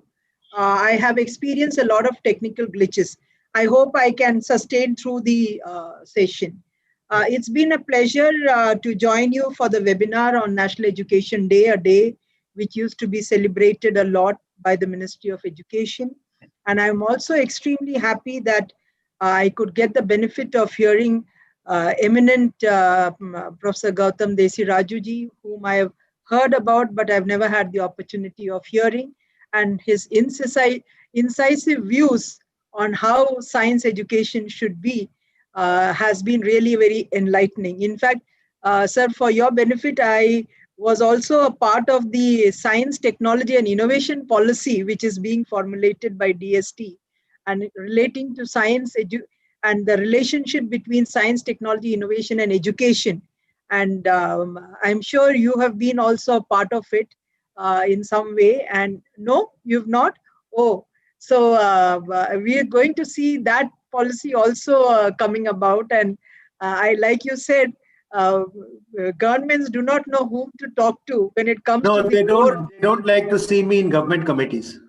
So okay, they don't like to see me, I don't like to see them. So we are very happy. Okay. So after Professor Siena Rao, I'm hearing the second person who's trying to tell me this. Though I think our own idea of, earmarking 2% of the GDP, this was part of our 12th plan documents. We wanted that we earmark 2% of the GDP for research purposes. We even floated a concept note, and it's off the normal conversation that we are having right now. But I think the NEP in setting up the NRF would be able to do some justice in trying to have enhanced funding for research and bring about a change in the research culture. I am thankful to Dr. Swaroop for having invited me, and Dr. Shanmugam and Dr. Ramarao and others who are here from Hislop College and from other study centers. It was particularly very warm for me to hear the study center codes after a long time that the coordinator of that study center is here and so on. Thank you for this opportunity. Let me come to the NEP 2020, and with due respect to Desirajuji sirs, I will be going in a ramble mode for about half an hour, and that is because I tried to cover the main recommendations of NEP 2020 for the benefit of those who are watching it on YouTube and Facebook. So the NEP 2020, as being heralded as the first education policy of the 21st century, 20 years into the century already having gone, and likely to remain there for another 30 years to come, has to be a visionary document and a reflection of aspirations that this country would like to see its students, teachers, and education institutions in the way forward. And therefore, many would feel that it is a document which reads like a wish list and is not pragmatic. And I think the committee, particularly the chairman and many of the members, had this view that we should not be constrained by the current realities and the current structures, and that a policy should be able to go out of the box and should be able to think very differently from the existing structures and see how it can be doable. But like Professor Desirajuji mentioned, the methodology of how it needs to be implemented is very, very critical. And I think I'll try to cover that while I speak about the recommendations also. Though the committee was not tasked as an implementation task force, the committee was only mandated to prepare a policy document, and therefore the policy document has in its sense both the 484-page document, which is the committee's report, and then the crystallized form of the NEP 2020, which is the 66-page document. Both have actually articulated what should be the way forward as far as the entire spectrum of education is concerned, starting from the early childhood care education, going on to higher education, embedding within itself the idea of multidisciplinarity, and therefore having the idea of technical and professional education with the cross-cutting themes of technology in education, vocational education, adult education, and literacy. And I think today on the National Education Day, Maulana Azad ji, I think was not only responsible for setting up institutions like UGC and IITs, but the fact that as heading the CABE at that time, in fact, CABE is a body which exists from 1920, and this policy talks about strengthening and rejuvenating that. And so to your point that why we have this differentiation between the central and the state universities arises from the simple fact that education is a subject in the concurrent list. And that reality is something we just can't wish away with. It is something that we got to live with. And this particular policy, which has got brickbats from some states, which said that it is over-centralized, seems to have missed the point that we have tried to strengthen CABE as a body itself. The very fact that we accept states as equal partners in not just the policy making, but also in the policy implementation. So the NEP 2020 is a departure from the earlier two policies. And many people ask us, why did we have to have a policy? We didn't bring about a policy to bring about change for the purposes of change alone. The change has to come as a response to the changes that happen at the societal level, at the economic level, at the national level, and in the Committee of Nations, in the level of international nations and what happens over there. So we are only having a policy. And since the main stakeholders of an education policy are basically students, and India is sort of blessed with having a youngest population at the moment, a window of opportunity that we hope to see for a good 10 years or so, unless you kind of equip these students with the right kind of knowledge, skills, and capabilities, you are actually doing a disservice to humanity. A huge generation of people who would have contributed so effectively to the betterment of the society, and through the knowledge that they have gained, achieve different knowledge generation and research, and maybe to the society, to better living standards and to better society with peace, tolerance, and compassion itself, or to sustainable development. So the NEP 2020, in a certain sense, actually bases itself on the foundational pillars of what Jacques Delors has said of learning not being a unidimensional activity, but being multidimensional, learning to know, learning to do, learning to live with others and to live together, and learning to be. And therefore, the aspect of knowledge, skills, coexistence, and self-actualization of unique potentials and talents of every single creation in this world is to be done through the education system. And as Professor Desirajuji rightly said, an education system which kills the spirit of curiosity and which converts highly creative individuals into robots by the time they come out of a schooling system and a higher education system, which has been pointed out by NASA in its report, shows that we are trying to make fishes climb trees, and we are doing something that is impossible. So that is the reason why the NEP 2020 is seeking to make a difference from what has been the existing structures. And what has been the existing structures?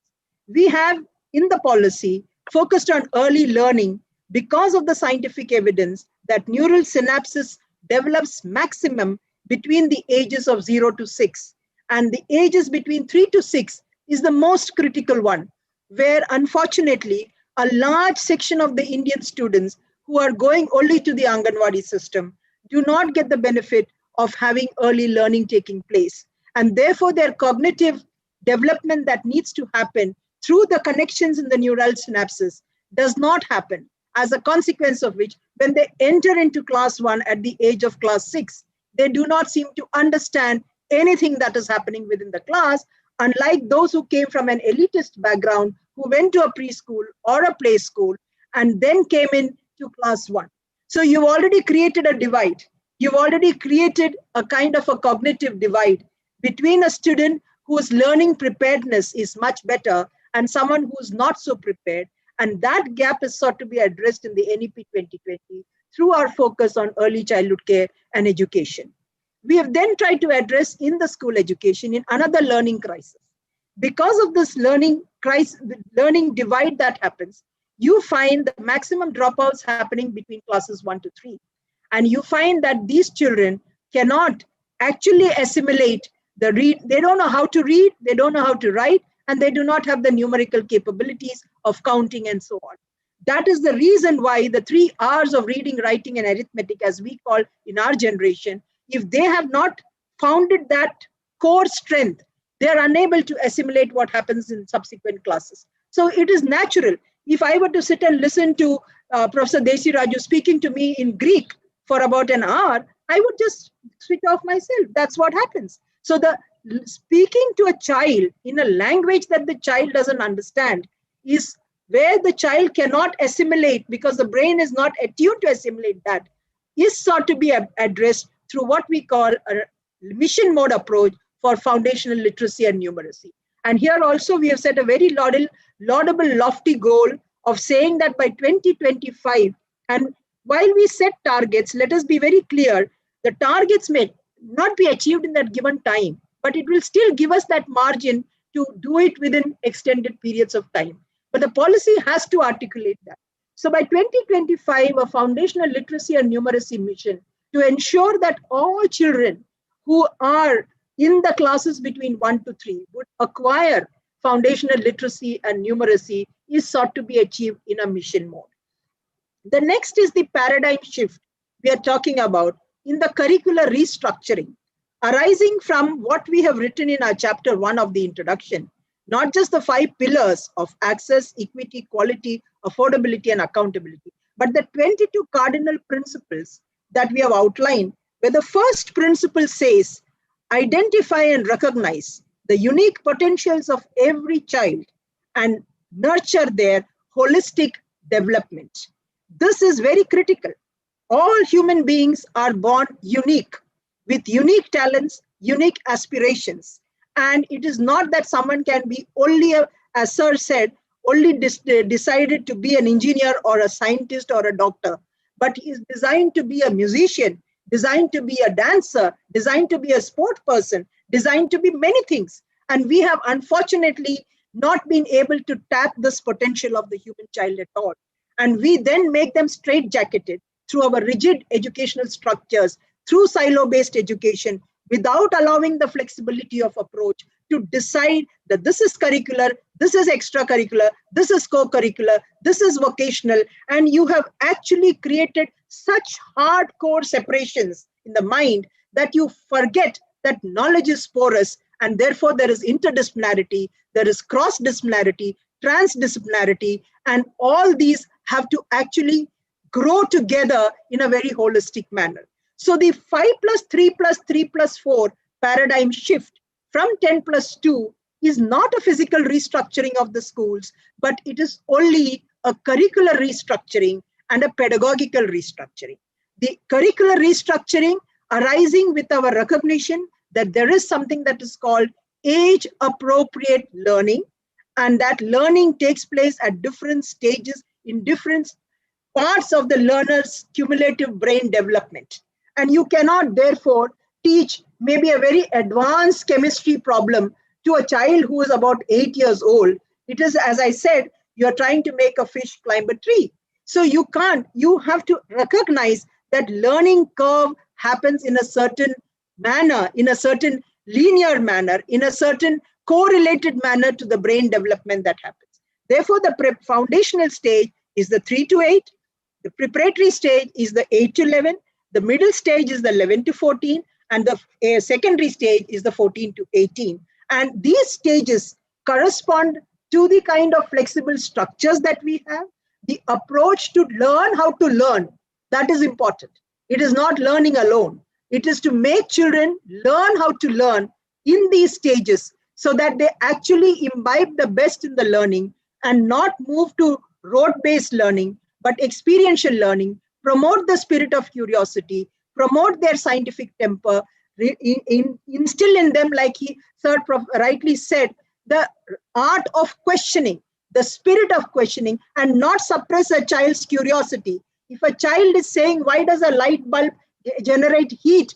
The teacher should be able to tell why that happens, rather than say, no, you are not supposed to question that, but you will just accept that that happens. So the way in which we have been teaching our children, by not being able to encourage their spirit of inquisitiveness and by not being able to address their questions, needs to have a change in the teaching learning processes and the pedagogical tools that happen to that, and accordingly the kind of assessments. So we need to move towards experiential based, activity based learning, active learning, through engaging the learners in a process of contextualized learning and in a language, like we correctly said, you learn best when you learn in your local languages. We drew a lot of flack for that, but we took the courage to write it out because India is a country with so much of plural languages. It is having such rich diversity of languages, and there are countries in the world which speak only one language. Why should this country, which has a rich literature and language, be denying its future generation of not being able to know the richness of the contributions that are there in those languages? And you learn, as Sir had said, the cognitive ability of a child who learns multiple languages, who learns in their mother tongue, is maximized. And therefore, the optimization of that learning ability is sort of ignited when you learn in your local languages. The real challenge, of course, is whether you have teachers who can teach those languages and teach in those languages, which is what the ministry is right now struggling to do, a kind of a language mapping to know what are the abilities of teachers. Now, because of the paucity of time, I'm just moving on directly to the higher education, but I'd suffice it to say in the school education that the 5+3+3+4 is a paradigm shift. It is all on terms of the teaching learning processes, the curricular choices that students would have, as well as trying to have a different kind of assessment so that you reduce the stress and you do try to reduce or actually do away with. We put that in one line. A policy always writes that in one line, to do away with the so-called coaching culture and the quota that we have, where you actually ruin a youngster's entire youth in only trying to prepare them to become an engineer or a doctor. I think we have done enough disservice by continuing with that kind of system, and whether we create a revolution or not create a revolution, this policy decided that it will put that in so many words. And coming to the same principle of saying that you need to have flexible curricular structures and that silo-based learning is an outdated mode of knowledge assimilation and knowledge transmission because of the porosity of knowledge, you have to therefore have a holistic multidisciplinary education in higher education. And you cannot have single discipline institutions allowed to continue the way they are.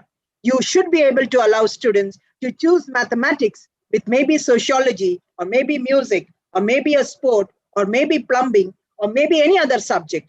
But you should allow for the total application of different aspects of all learning that can take place, and should not be structured in the manner that it is. Why do we have to do that? Because you and I have been in a comfort zone when we could have been in a certain profession for 30 long years or 40 long years, and we had no invasion of technology artificial intelligence and big data and machine learning, and you name it.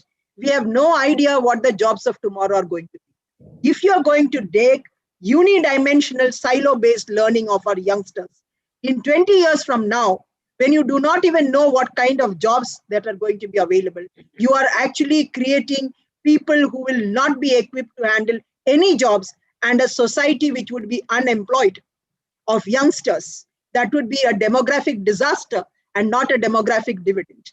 The reason, therefore, for our rationale to move towards holistic multidisciplinary education arises from the recognition of this fact that children have multiple talents, and the kind of jobs would require multiple intelligences, multiple capabilities to be developed, 21st century skills of critical thinking and cognitive learning and spirit of inquiry and scientific temper, so that they are equipped to actually meet with this kind of new requirements and new innovative knowledges and new areas of research that are emanating.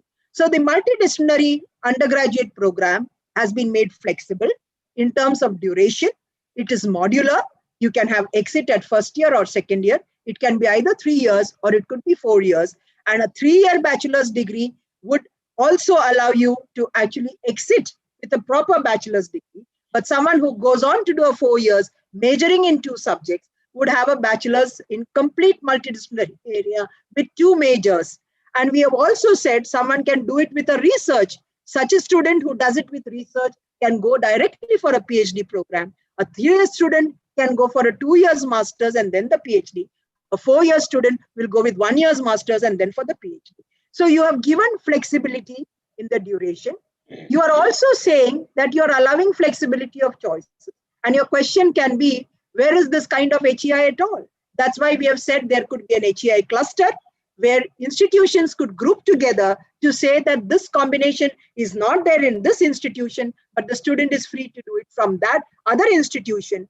The student also has the freedom to do it as a MOOCs course. The student also has the freedom to do it as an ODL program.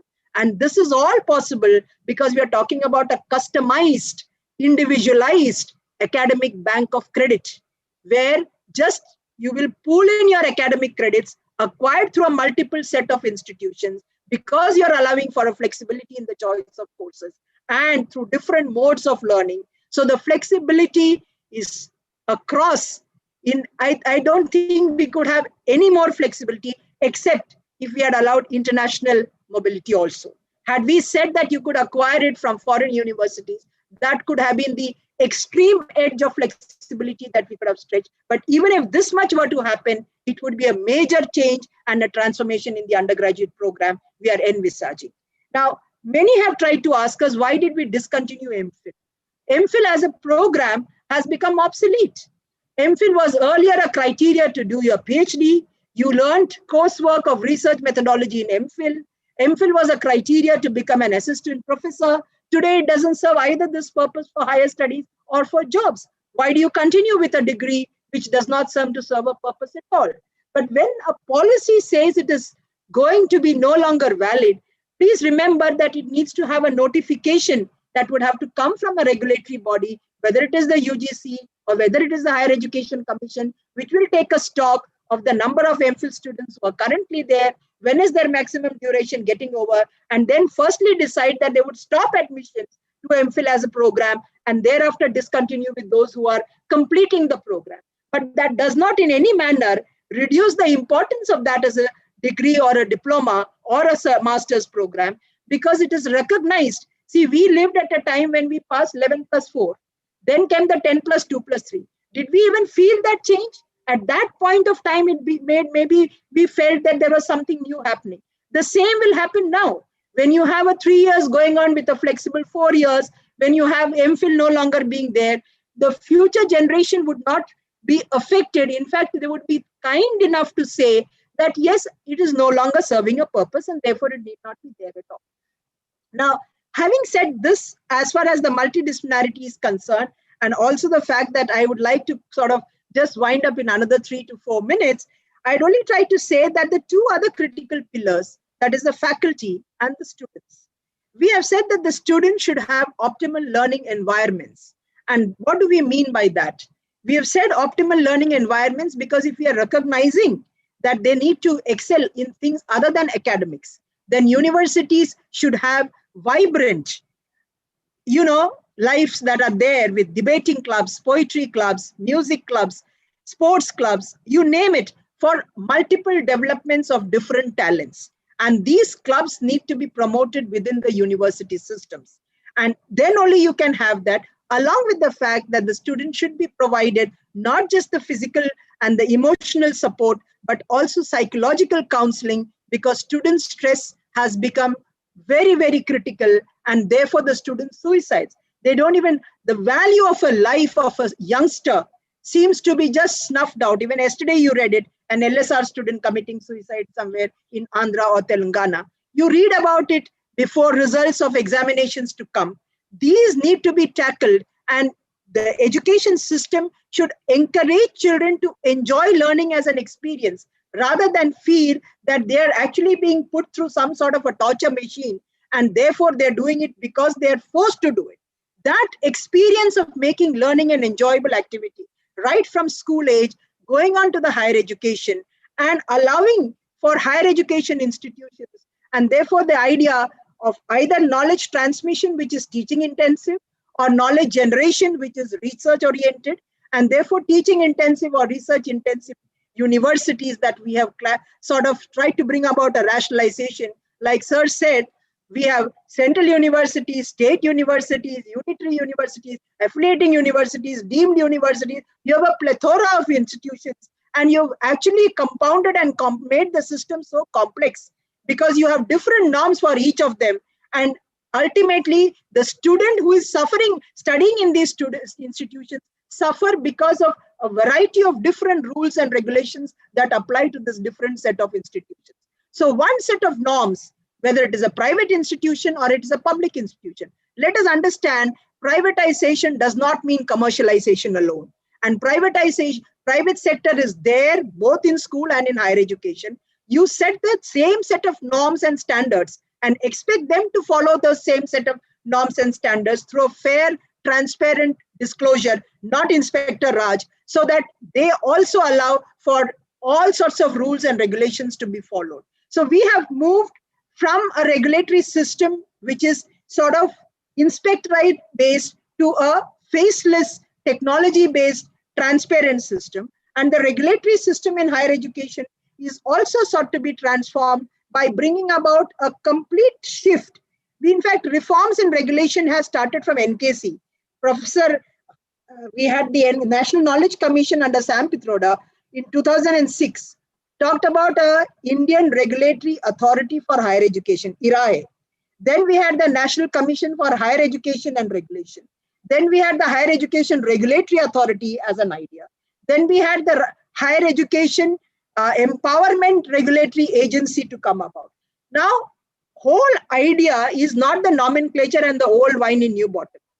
Idea is that UGC and AICT are doing multiple functions, which is like saying the legislature, the executive, and the judiciary, we all agree, have to be independent bodies. In the same way, regulation, accreditation, funding, and academic standard setting should not be concentrated in one single body.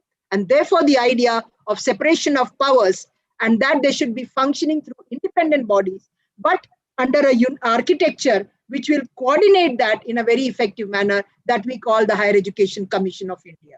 Now, this is one major change which should first come about as a bill which needs to be brought into the parliament, and only when this regulatory reform comes, many other things that will follow can take place in the higher education. But the implementation strategy is currently being worked out, and I would only try to talk about NRF within the limited time that I have, because of another meeting which has already started, which is already about to start in some time from now. Okay, it's only 5:13.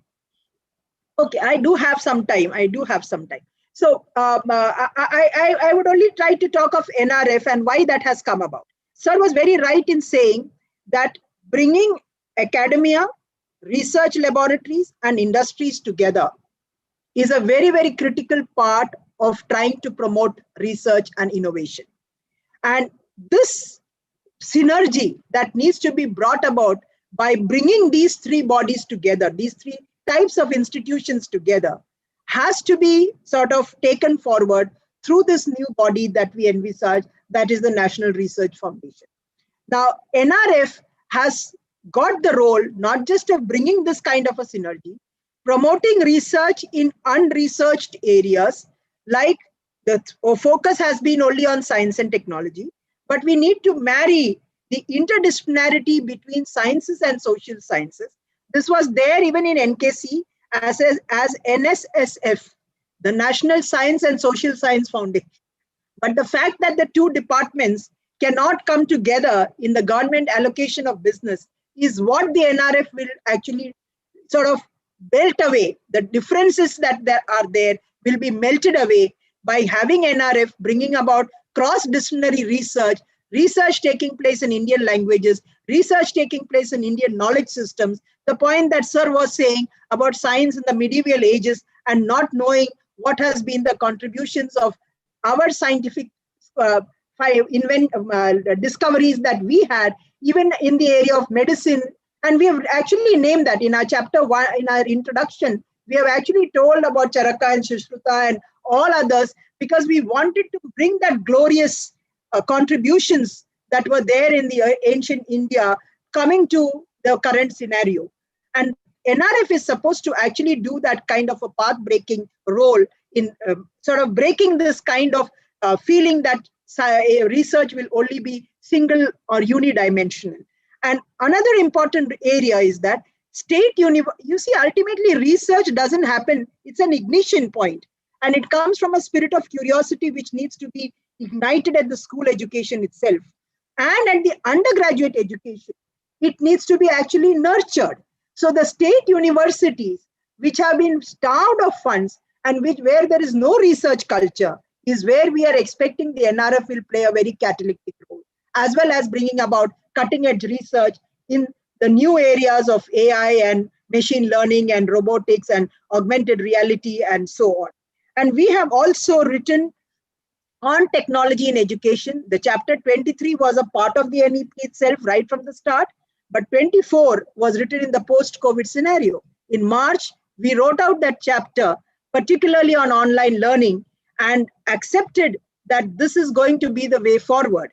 COVID in a certain way has accelerated the use of technology. The fact that we are sitting here today in a webinar across different lengths and breadths of this country, and also internationally for many international webinars that happen, show that we can do it by leveraging technology. But the question in a country like India is how much is the internet penetration and how many of them have access to digital devices, and the reality of the digital divide, and therefore the harnessing of other forms of media like the radio, the television, and the satellite, as well as also the digital infrastructure in these institutions, educational institutions, is something that we need to work about.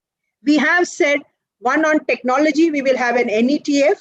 And as far as the online learning, we said that there will be a dedicated unit within the Ministry of Education, which is already set up, so that we look at technology solutions to address the kind of issues of digital divide, lack of teacher preparedness, the training, the lack of institutional preparedness to go in for online examinations, as well as parental preparedness, advocacy.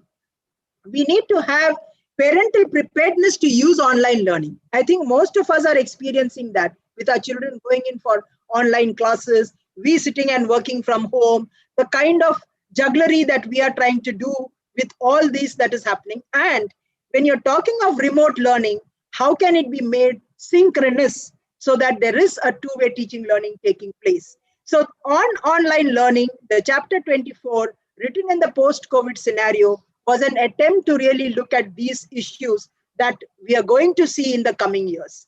On teacher education, we have talked about a whole lot of reforms. No standalone institutions in teacher education would be there. We will move towards a 4-year multidisciplinary B.Ed program. We also want to empower teachers, not only in school education, but also in higher education by having a proper career growth and progression. But we have talked about tenure track for greater accountability and leadership development in faculty to take on governance roles as vice chancellors and directors. In fact, we have said that having The faculty to take on leadership positions would solve half the crisis in our education institutions, particularly in higher education. It is because you have non-faculty people coming as administrators, coming as bureaucrats, coming as people with no academic background, heading higher education institutions, that half of the crisis of leadership is taking place in higher education. The policy has recognized that and has said that there should be a proper professional development of faculty to take on leadership positions. And therefore, we hope to address that by actually nurturing faculty to take up leadership development and go on to become heads of institutions. Internal governance, we have talked about an empowered board of governors that will have faculty, students, civil society, eminent scientists, educationists, industry, all of them as a collegiate composite body to develop an institutional development plan which will work out a vision and a strategy for each HEI to see where it would like to see itself going forward, 5 years, 10 years, address the gaps and the inherent weaknesses of that institution, leverage the strengths, optimize the opportunities, and minimize the threats, a SWOT analysis, so that they would be able to carve out what we are envisaging in NEP as empowered higher education institutions, offering quality knowledge and quality learning that we expect our students to have. On the finances part of it, sir was absolutely right. We are at the moment, sir, both Government of India, state government, and when I say that, all ministries put together, the analysis of budgeted expenditure puts that investment at something as 4.46, which is not just the Ministry of Education, but 17 Government of India ministries and state governments put together. But we would like to see this going to 6%. And at the time we wrote it out, we were looking at an economy which was going to be 5 trillion. And we, as I said, the policy has to be aspirational. But we have recognized the role of the private sector. We have said that the industry needs to come forward. Alumni funding, endowment funding, including private philanthropy, needs to be encouraged to have that kind of investment. So innovative financing models, and that fees are not the only source of revenue generation, but many other ways in which we can generate revenue, so that you can have industry chairs being set up, you can have incubation centers being set up, all these for research that needs to be done, enhanced funding that may come from NRF, leverage funds from different sources for different types of activities for promoting entrepreneurship, and also for vocational education. We are embedding skill-based education in higher education and in school education, and a total recognition of this is very critical, because otherwise you will have a set of engineers with no set of skilled labor that would be available below. At the same time, trying to bring about a parity in saying that the blue collared is as much important as much as the white collared in the growth and development of the economy and the sector is concerned. Now, on the implementation part of it, many of the aspects that we have said would require, as far as school education, 4 new curriculum frameworks. Curriculum framework for early child care, curriculum framework for school education, curriculum framework for teacher education, and a curriculum framework for adult education. Adult education, we are talking of functional literacy, digital literacy, legal literacy, not the normal idea of just the reading and the writing. This is the functional literacy we are talking about. But we'll have 4 different curricula happening there. In higher education, moving towards multidisciplinarity would require a kind of a self-analysis by the HEIs themselves, which would decide whether they would like to be a teaching intensive one or a research intensive one, and then think of how they could be an HEI cluster, how they can have ODL combinations, how they can leverage SWAYAM and MOOCs courses, and think on those lines. Similarly, on the internationalization, since we are encouraging faculty and student mobility, as much as allowing for foreign universities to open campuses here and vice versa, HEIs will have to start deciding whether they would like to really try and sort of meet with that global competition that is going to come about. And finally, on the implementation, the Central Advisory Board on Education, which is a federal body, which will be empowered and strengthened to remain there as a standing education commission to guide forward the vision and implementation of this policy, which will be in a phased manner, some taking place in a period by 2022, the curriculum frameworks, then by 22 to 25, We will have the new 5+3+3+4 happening. So parallel to that, we are expecting that the multidisciplinary education can happen. Let me not stop without talking about equity. And on equity, the idea of not having said about reservation. Many have asked us, why have we remained silent and skirted that issue altogether? And since Sir has also read that, I feel it's obligatory on my part to answer that question. Actually, the committee had a considered decision and said that since it is a constitutionally mandated reservation, we have as a committee no locus standi to talk about it. And we have therefore said that while that is there as a reality, as a constitutional reality, over and above that, what are the measures that we can do to enhance the educational participation of the socially and economically disadvantaged groups, a nomenclature which we wrote in the draft NEP as underrepresented groups, but we converted in NEP to SEDGs to include the SCs, STs, OBCs, minorities, women, transgenders, urban poor, children with disabilities, those living in geographically inaccessible areas, children of migrant labor, children from vulnerable situations, all these together through having special education zones, gender inclusion funds, social inclusion funds, better hostel facilities, and in higher education, a landmark reform that higher education need not be offered only in English medium, but can be offered even in regional languages.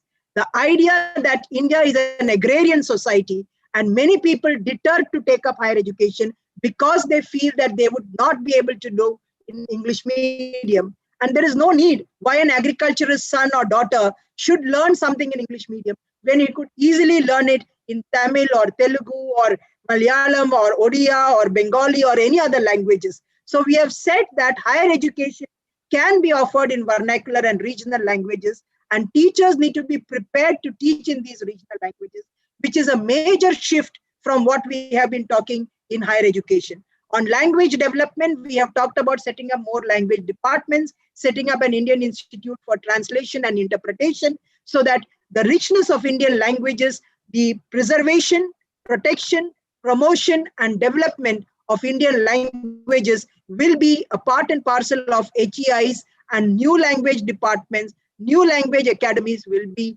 set up. So overall, the policy in its entirety has looked at the sector in its totality, has tried to understand the interconnectedness between the sectors, has tried to say that students should have the knowledge, attitudes, skills, and capabilities meant for the 21st century, ensure that teachers are the drivers of this change, and therefore give them the better service conditions, the career growth and training and capacity building, and make higher education institutions as well as schools autonomous bodies, not so much for schools, but as much for higher education, autonomous bodies with a light but tight regulatory system, where you allow for, let us say, flowering of those institutions to carve out their own path rather than be dictated in the manner that they need to go forward. Overall, therefore, this policy has tried to bring about a paradigm shift and tried to change the educational landscape for the coming 20 years. And we have set a target, another target, from 26.3 to reach 50% by 2035. And we have carved out a very important role for open and distance learning in this whole process. ODL system, and since I'm here from my own organization and from the fact that it is RC Nagpur of IGNOU that is driving this, ODL system has got the kind of boost that it needed in NEP, because we have said ODL can start the 4-year integrated B.Ed program, it can start vocational courses, be a part of enhancing the GER, will use technology in the most liberal manner that is possible, and ODL already is flexible. Therefore, many of the recommendations, reading between the lines, actually give scope for ODL systems to flourish and leverage that kind of enabling provisions to become more empowered and strengthened. But the quality of ODL is a matter of concern, and therefore we are saying that there will be accreditation of ODL systems also. So all in all, the NEP 2020 has really tried to bring forth a policy document which will actually realize the aspirations of our country and hopefully will be implemented in spirit in a phased manner with adequate resources being made available. But in all this, let each one of us contribute our small might to ensure that this policy is implemented. With this word, I thank Dr. Swaroop for having given me this opportunity to actually share a platform and speak along with such an eminent person like Desi Rajuji. And I'm humbled by that opportunity given to me by Dr. Swaroop. Thank you very much. Thank you, Dr. Shakila, for a highly energetic and continuous flow of ideas and the background of the NEP. I hope it is really worth and very informative and very knowledgeable presentation that you have. And I request any of the participants to ask one question at least, if you have anything. So that because Shakila is occupied with another meeting at 5:30. So, but she said, but I am happy that you have completed the entire topic with highly energetic points. Please, Professor Ramara. Ma'am, first of all, really thankful to you for giving a wonderful bird's view as well as micro details of certain aspects, which as a HRDC person, I was looking forward to hear from you. Ma'am, I would be very straightforward this question. Although basically I am from biotechnology, I have as a research scientist professor of around 20-25. I have several queries there regarding NRF and other things, but I would like to straight away ask one question regarding to in the present system, we have human resource development centers created by UGC, around 60-70 of them we are functioning. Ma'am, how much, because I heard from my colleagues that I do not know where from this has come, HRDCs will have no role in the new NEP implementation. Ma'am, what is your take on that? No, Professor Ramarao-ji, I think you should be completely assured of the fact that HRDs will continue to have an important role. You see, we are having a chapter on energized, motivated, and capable faculty, and we are talking about capacity building of teachers. Chapter and number, chapter number? Chapter 13. Chapter 13. 13. Now, this chapter has put a lot of focus on the fact of continuous professional development. And I was the nodal officer in the Ministry for the National Mission on Teachers and Teaching. And we have done ARPIT, in which some of your HRDCs were also implementing bodies. We are aware that the PMNMTT, the PMMNMTT, as well as the HRDCs, will maybe have to reinvent themselves in a different role, but they will definitely be playing a very important role in taking forward the agenda for teacher development and leadership development. Thank you, ma'am. We'll try to fit into the new picture and new frame of the things. And only if I do not know if time, my only question is, ma'am, NRF, National Research Foundation, that you have envisaged, ma'am, would it be focuses on basic research or advanced research in whatever areas? You said that some of the Indian science research has been ignored and we should bring it into the main frame and main course. In that, whether your emphasis would be on basic or advanced or a balance of both? No, the NRF is supposed to catalyze all research within this country, and therefore they will not have this thing of only focusing on basic or applied or advanced and so on. It is supposed to, in the presentation that we had made regarding the NRF, and it is actually being implemented by the Office of the Principal Scientific Advisor to the Prime Minister, and funds have already been allocated for that. They are only creating the body has to be created. But it is already into an implementation stage. It is already having funds being earmarked, and it will catalyze all research that is happening. And therefore, there are no limits to which research areas that needs to be covered have been sort of restricted in a certain manner. That is not the idea at all. It is somewhat parallel to the idea of the NSF that is there in the US and so on. And therefore, it is expected to be, but it is playing a much larger role because we have realized the cross-disciplinary nature of research between humanities and sciences and social sciences and pure sciences, applied sciences and languages and Indian knowledge systems and so on, sports for that area, music for that matter. So it has been given a boundless limit actually. And I think I'm sure the NRF will sort of live up to that expectations it is envisaged in the policy. Thank you, ma'am, for the information. Over to you, sir. Thank you, Dr. Shakila, for excellent talk. And I thank, and we will invite you for some other webinar as per your convenience so that we can interact further. Anytime, Professor Swaroop. Thank you very much, Dr. Swaroop. So nice. And thank you for the opportunity, really. I think Desiraju ji sir has not been able to stay through, but I must pay my, please convey to him that I was really humbled by his approach to way he looked at very pragmatic issues that this country is being faced with. And I got the pleasure of hearing him only because of you. Thank you so much. So nice. Thank you very much. So nice. And now I request Professor Ramarao, would you like to say something?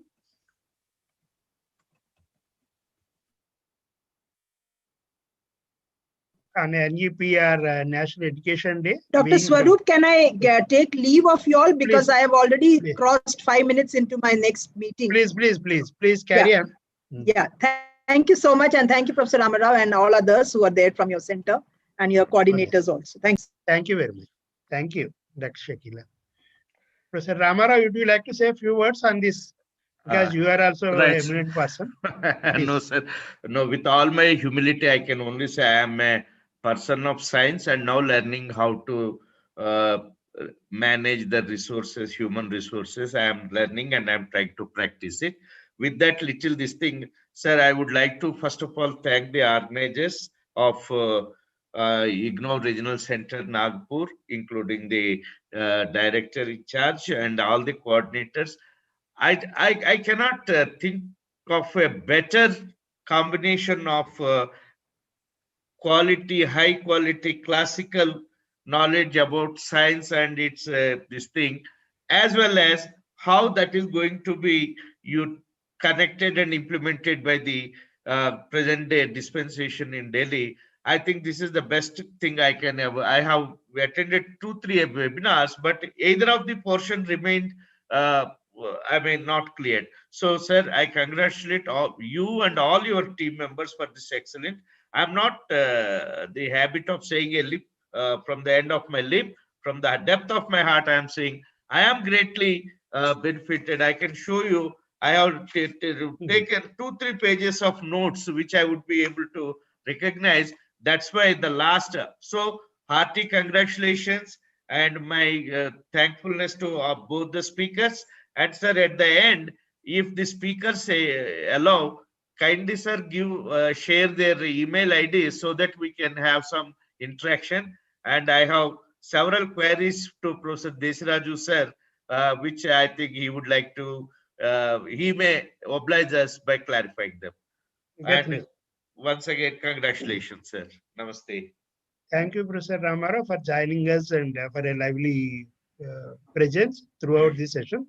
Now I request Dr. Rishi Agarwal to propose a formal vote of thanks. Yes, sir. With this, we come to an end of the webinar as I take the opportunity to propose a formal vote of thanks. We express our heartfelt gratitude to our guests, Professor Gautam R. Desiraju and Dr. Shakila Shamsho, for sharing their insights with all of us. We thank Dr. M. Shanmugam and Dr. P. Swaroop for their constant support throughout the event. We also thank Dr. Ramarao, Dr. Tasneem Anjum, Dr. Naqvi Siddiqui, Dr. Subhajit Haldar, Rajgureji, and members of IGNOU RC Nagpur for their consistent efforts. Also, we thank all the attendees for their valuable time and patient listening. Thank you all. Thank you. Thank you very much. At the end, I want to share that this video recording is available on IGNOU Nagpur YouTube and also Facebook. So even if someone missed it now, they can watch it later on also. So nice, and thank you very much to all of you. Thank you.